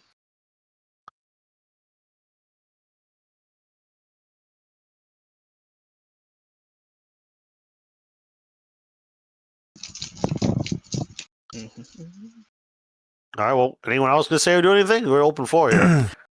Okay. Right. So. If she's working with Karo Tekia, we are to assume she is an enemy. Maybe not. Maybe she just hires him as mercs. You don't fucking know. You're making a lot of assumptions. But it is your character, so I'm just saying. Oh, also the fact that an enemy op is right here working with someone who's already on her bad side, not a good look. Yeah, No. but this guy's maybe, wearing Maybe she's not aware he's a Karotekia guy anyway. You don't know. this guy's Wait a wearing minute. This guy's wearing a Shit. chemical suit, so one at a time. What was that, Gargamon? this guy's wearing a chemical suit, so we need to get Hazmat the suit, fuck. Yeah, hazmat suit. So we need to get the fuck out of here, so we don't get sick Yeah, or you might want die. to close the door. Yeah. So, the dude that's in the hazmat suit, I'm gonna, use his hazmat suit to bind his arms behind his back, like just you don't pull. have to. Just use the duct tape he was using to seal the suit. Oh, he was using duct tape. Yeah, I'm gonna tie his hands up behind his back All with right, the you duct do tape, that real quick, and then what? and then his ankles together, and Okay. put him on in a recovery position and bind his ankles to his wrists.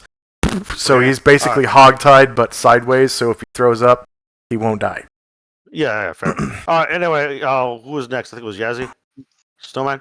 Yazzie was gonna ask a question above table, but Go ahead. I Go ahead. Go ahead. referred to game No, go I ahead. referred to game info notes, and I actually answered my question that Oh.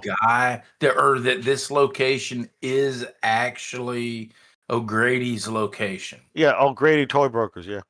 Yep. Okay. Oh, not that's brokers, fine. toy store, whatever. You know what I mean. But yeah. Yeah. All right. Okay. On pause. Go back. Open floor. Just don't all try to talk at once, please. So, All right, so you see Mercury One just putting them in binding, etc. I mean, they need a whole sensitive site exploitation. Oh, throat mic. They need a whole sensitive site exploitation team for this place because it's so open, and we need to get out. Yeah. We need to exfil now before the I cops don't show care up. if Out of character, if we just blow it up. No, they need to No, yeah, SSE it- this place. Yeah, Friendlies. No, exactly. If we just DG blow it friendlies. up, we're going to spread chemicals everywhere. Yeah, But you called Dillinger. He's sending somebody. He's got the yeah. So exfil, you- exfil now. Yeah, You but- hold the but I don't OPSEC think until it's- they arrive. I don't think Mercury One told you called in, did he? Did I not overhear him? They're here. They no, can you hear just me. heard him talking to somebody. He didn't say Dillinger. He just said something about carrots and Techia and Yeah. Tex and juice. Okay. Doesn't Okay. mean you called Dillinger. You don't know that for sure. Okay. Then let me. Yeah, let me Yeah, rectify- yeah. Throat- rephrase, throat- let someone rephrase. We'll continue. Throat mic. I called Grillinger. Exfil now. Oh, there you go. That solves everything. All right, go ahead.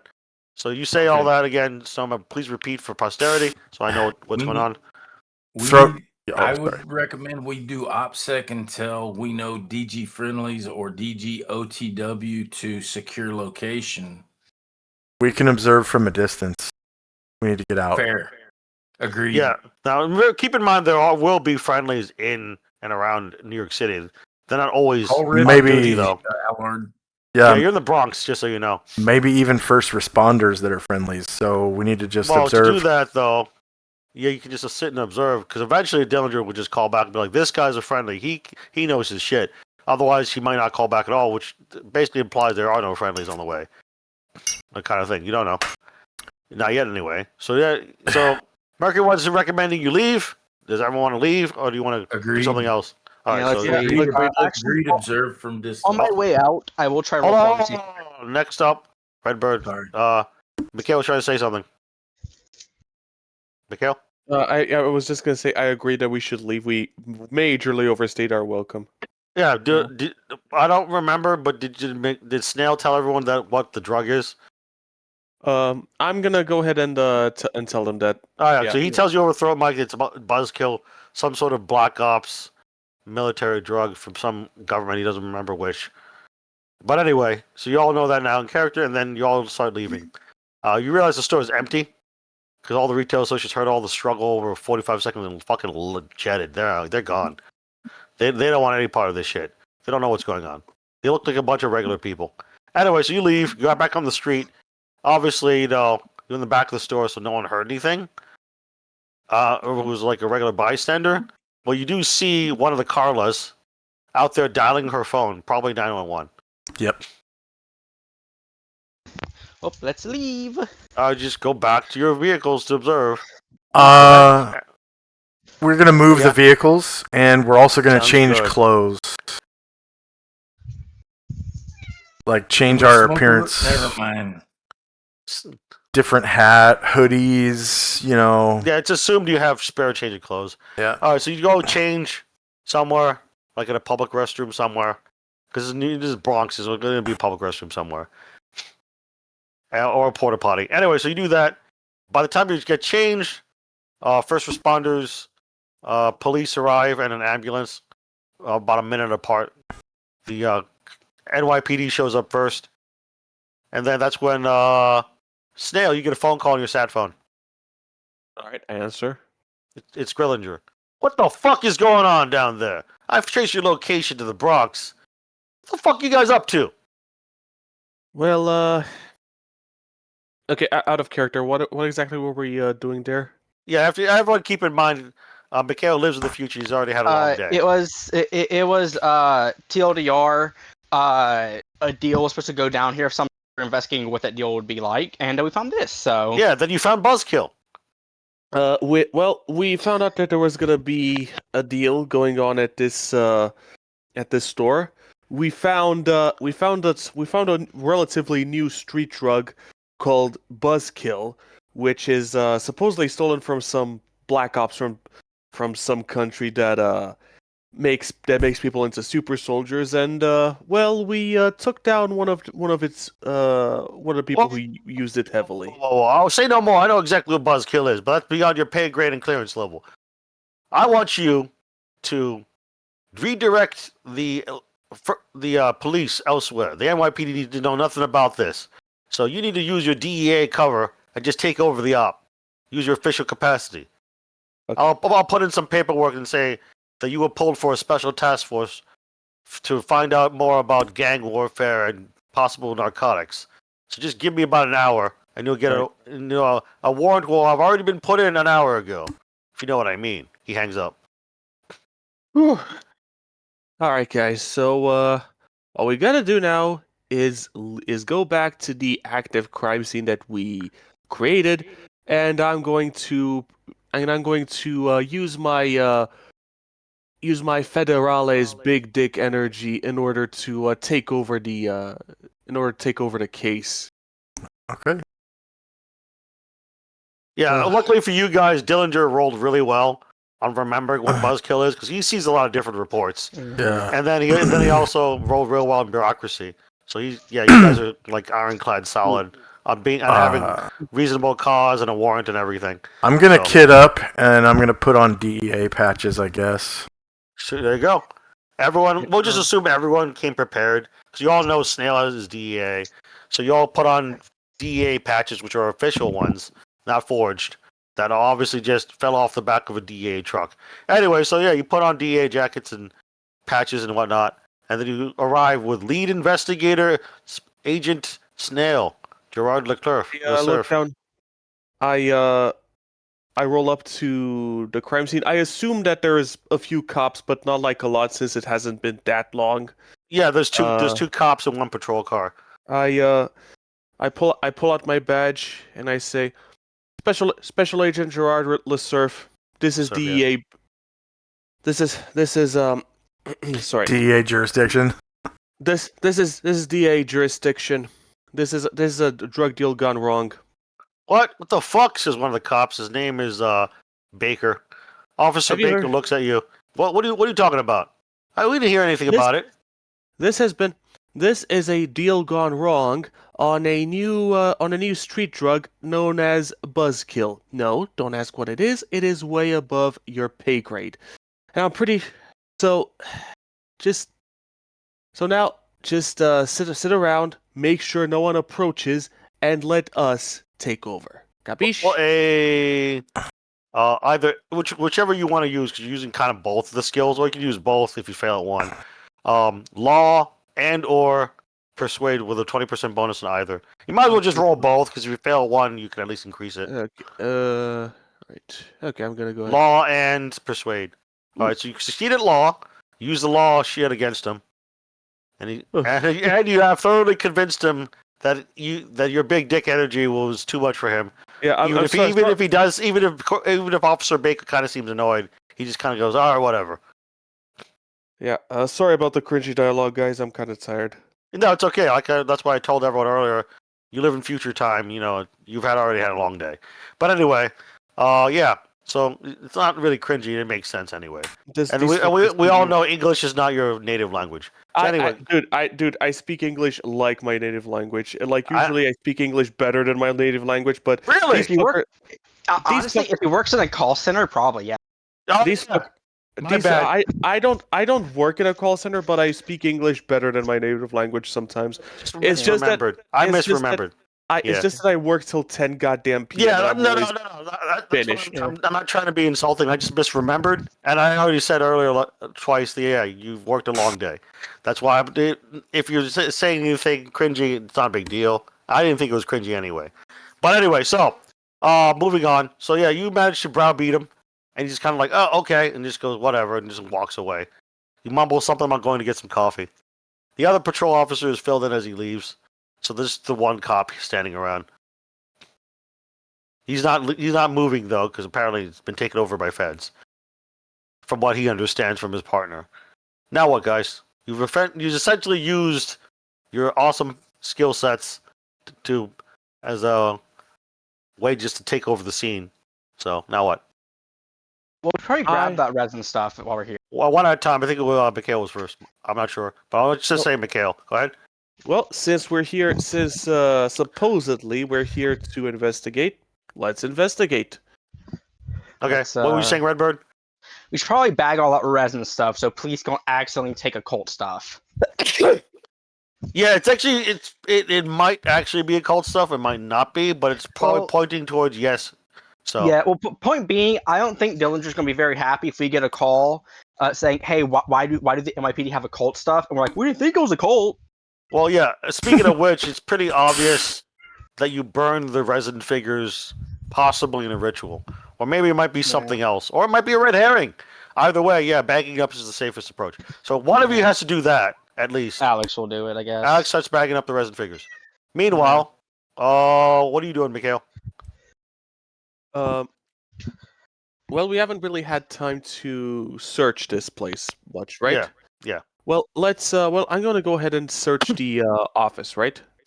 Yeah, that's there's actually two staff doors. It's just that Mercury one found the closest one, and it all happened. Then it all kind of went downhill from there. So Okay, anyway, I'm you gonna- go to the other staff door, which says office. Offices staff only. The other one just said staff only. That's the one to the chemical Okay. area. So you go to the offices, and now what? Well, I'm gonna go ahead and first off, describe the office for me real quick. Oh, it's just a corridor with like 7 different offices. 3 on one side, 3 on the other, 1 at the end of the hall. One at the end of the hall looks like the executive office or Okay, big manager office. I'm going to the big manager office. Oh, you go to the end of the hall, you open the door, it's unlocked. No one's in here. Okay, I am going to. Is there a safe or something? There's a safe in the wall, correct? Okay, who was the locksmith again? Redbird. I'm going He's to- currently bagging stuff, though. Doesn't mean you can't swap tasks. You can come grab me if you want. Yeah. All right, I'm going to say in my throat mic, Redbird. Allard. Allard, when you got time, I need you to work your magic on a safe here. Got What do it. you Okay. got? All right, let's In the pause real meantime- in the fast. Let's pause real fast. There's still other 2 players. So, Snowman, what are you doing? Doing this at the they found a safe and all that. Because you can hear them on radio chatter too, Snowman. What are you doing? I want to assist Allard with collecting the All right. resin and mention to him, are you able to analyze this resin to connect O'Grady with Karateki? Yeah. So they had this Right. mini conversation before LeSurf found the safe. So what'd you say, Redbird? I'm sorry, I missed it. He said he could try. All right. So you say you can try, and that's when LeSurf comes on radio. But Uh, simultaneously, hold on. Simultaneously, what are you doing, Mercury One? That. I'm out front deflecting questions from local law and civilians wearing my balaclava in case my face is on local CCTV from before. When Yeah, we... there could be CCTV from the outside. So that's a good idea. So yeah, you notice that Fox News has showed up by now. It's So- been it's been like 5 minutes, but apparently they showed up. Maybe they were maybe the news van was in the area, Yeah. or maybe it's coincidental, or maybe it's something else. Maybe it's a red herring. You don't know. So Either way, Fox News is here. the cops, like when they approach, I'm just like, get the fuck out of here, you dumb bitch. Go back to your squad car and eat a donut. And then the civilians, Yeah, you do that. You don't have to roll. They just kind of get in their squad car and leave. because NYPD's gone. I'm fully kitted and I'm wearing DEA patches and I have that fucking machine gun with the backpack of Yes. ammo. Yes. So I look like fucking serious Balaclava. business. Yeah, with a Yeah. balaclava. Yeah. My face is covered. Exactly. Yeah, Yeah. the NYPD just fuck off. They don't care anymore. But the Fox News reporter and comes up with a whole camera crew. Oh fuck! You- I grab everyone. the camera and rip it out of his hands, and then I fucking soccer ball kick it. I just drop kick it. Yeah, you don't have to roll for that. Yeah. But the journalist says, "Hey, we're Fox News. Get You the can't do that." fuck out of here! Like, in a New York Hey, accent. I didn't vote for President Trump just for you to do this, man. I don't give a fuck. Get the fuck walking. And I point down the Alright. sidewalk.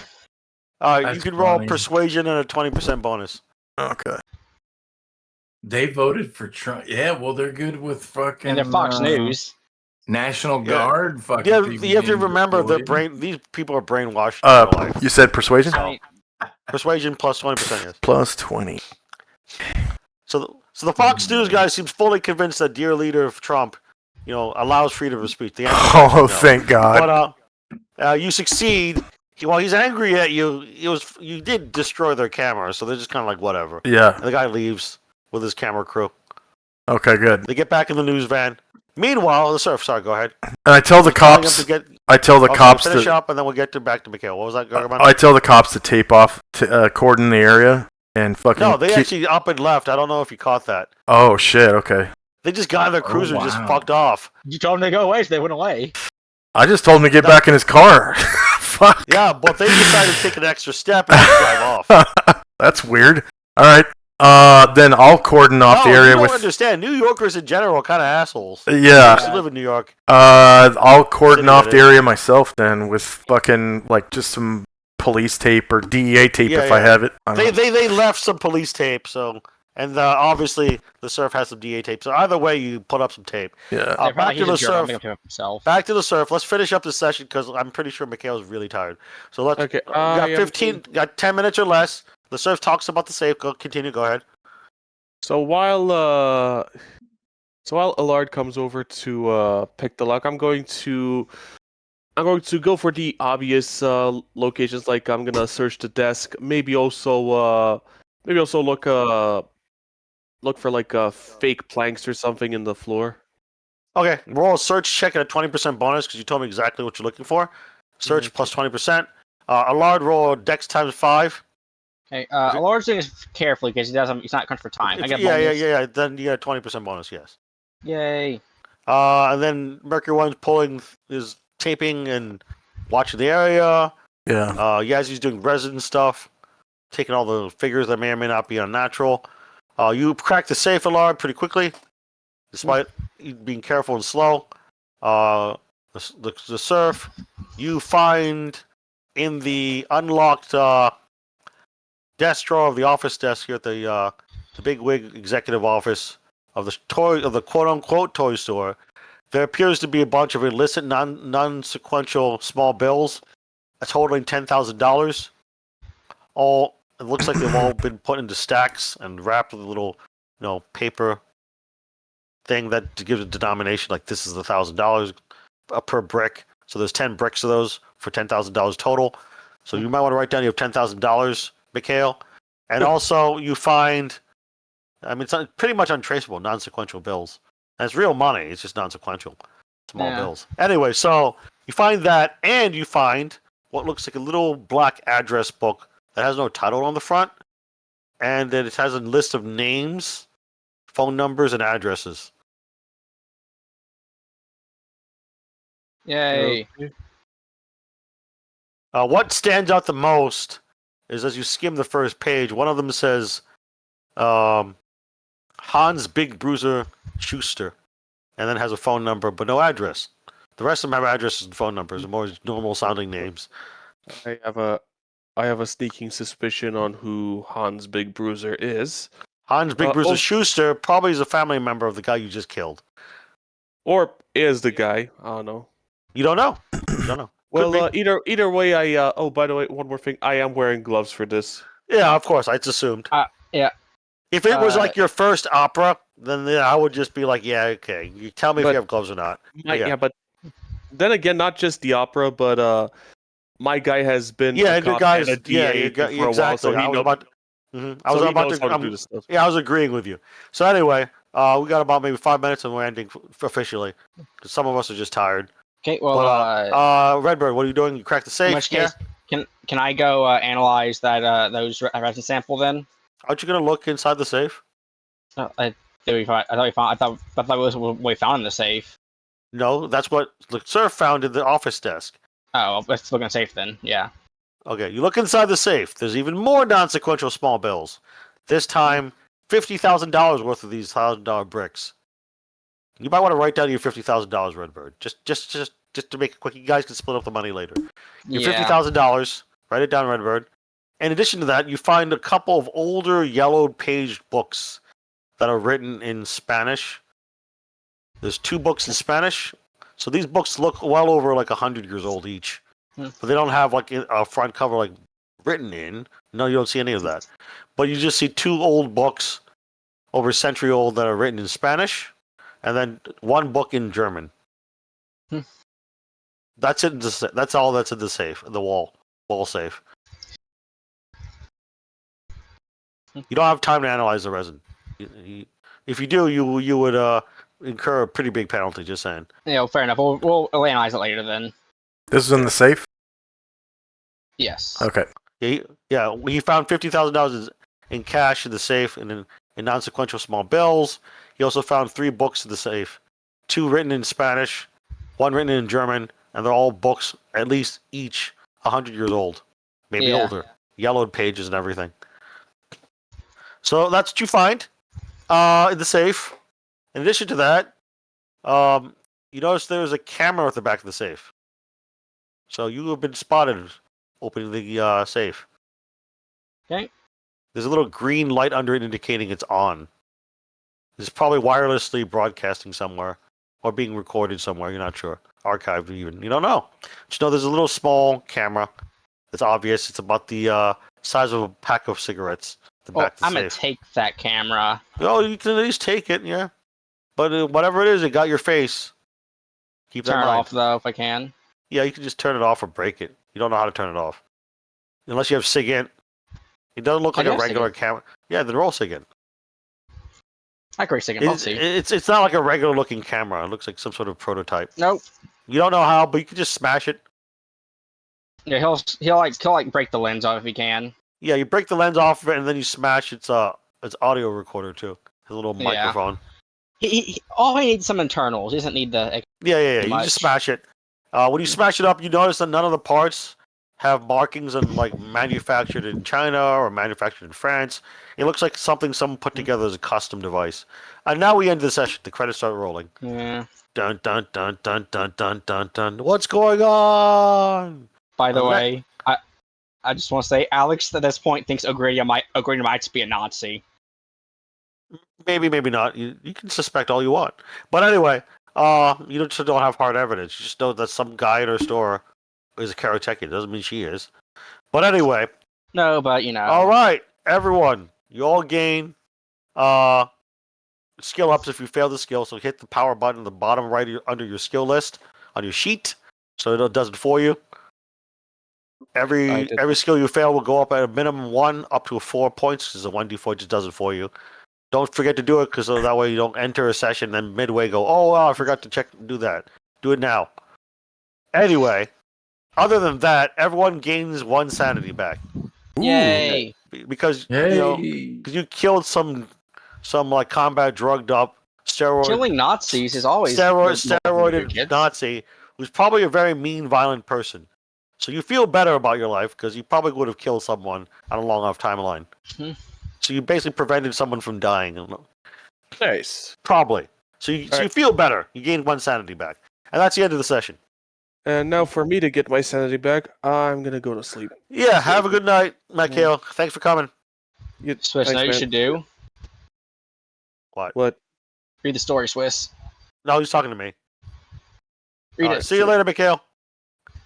I hope everyone had fun. Yeah, it was a good session. I had a lot of fun.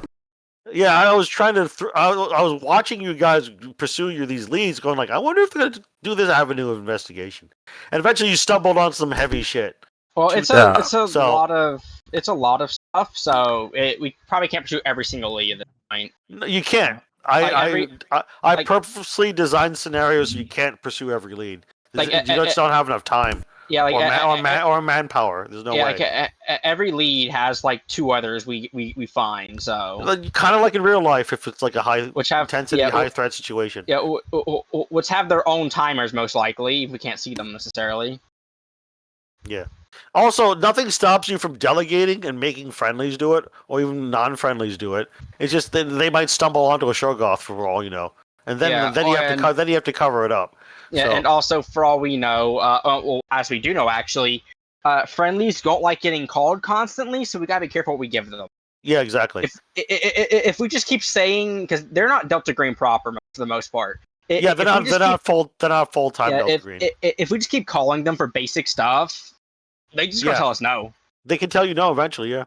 Yeah, like, okay, look, But, man, I did this 2 things for you. I'm not your errand boy. Solve it yourself. Yeah, exactly. They're not full time Delta Green.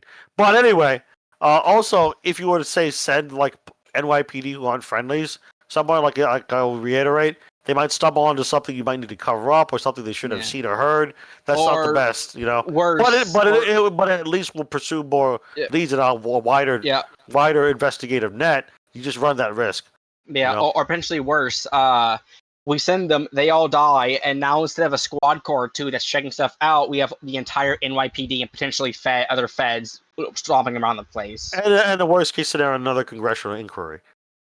Yeah, I mean, there's a point where we cost too much, it's gonna get rid of us. Yeah, but doing everything yourself may be like the safest way, not needing to have extra consequences.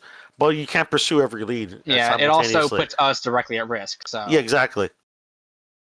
Because like instead of like 2 cops dying checking out some house, you know, it's now you guys maybe dying going insane.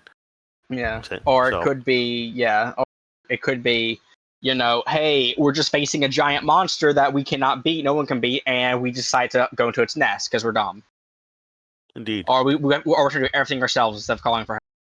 Also, this can all be in character knowledge for you specifically, Redbird, because not only have you done this program Delta Green shit for over 7 operas at this point, including the current one, but you're also a pretty intelligent character.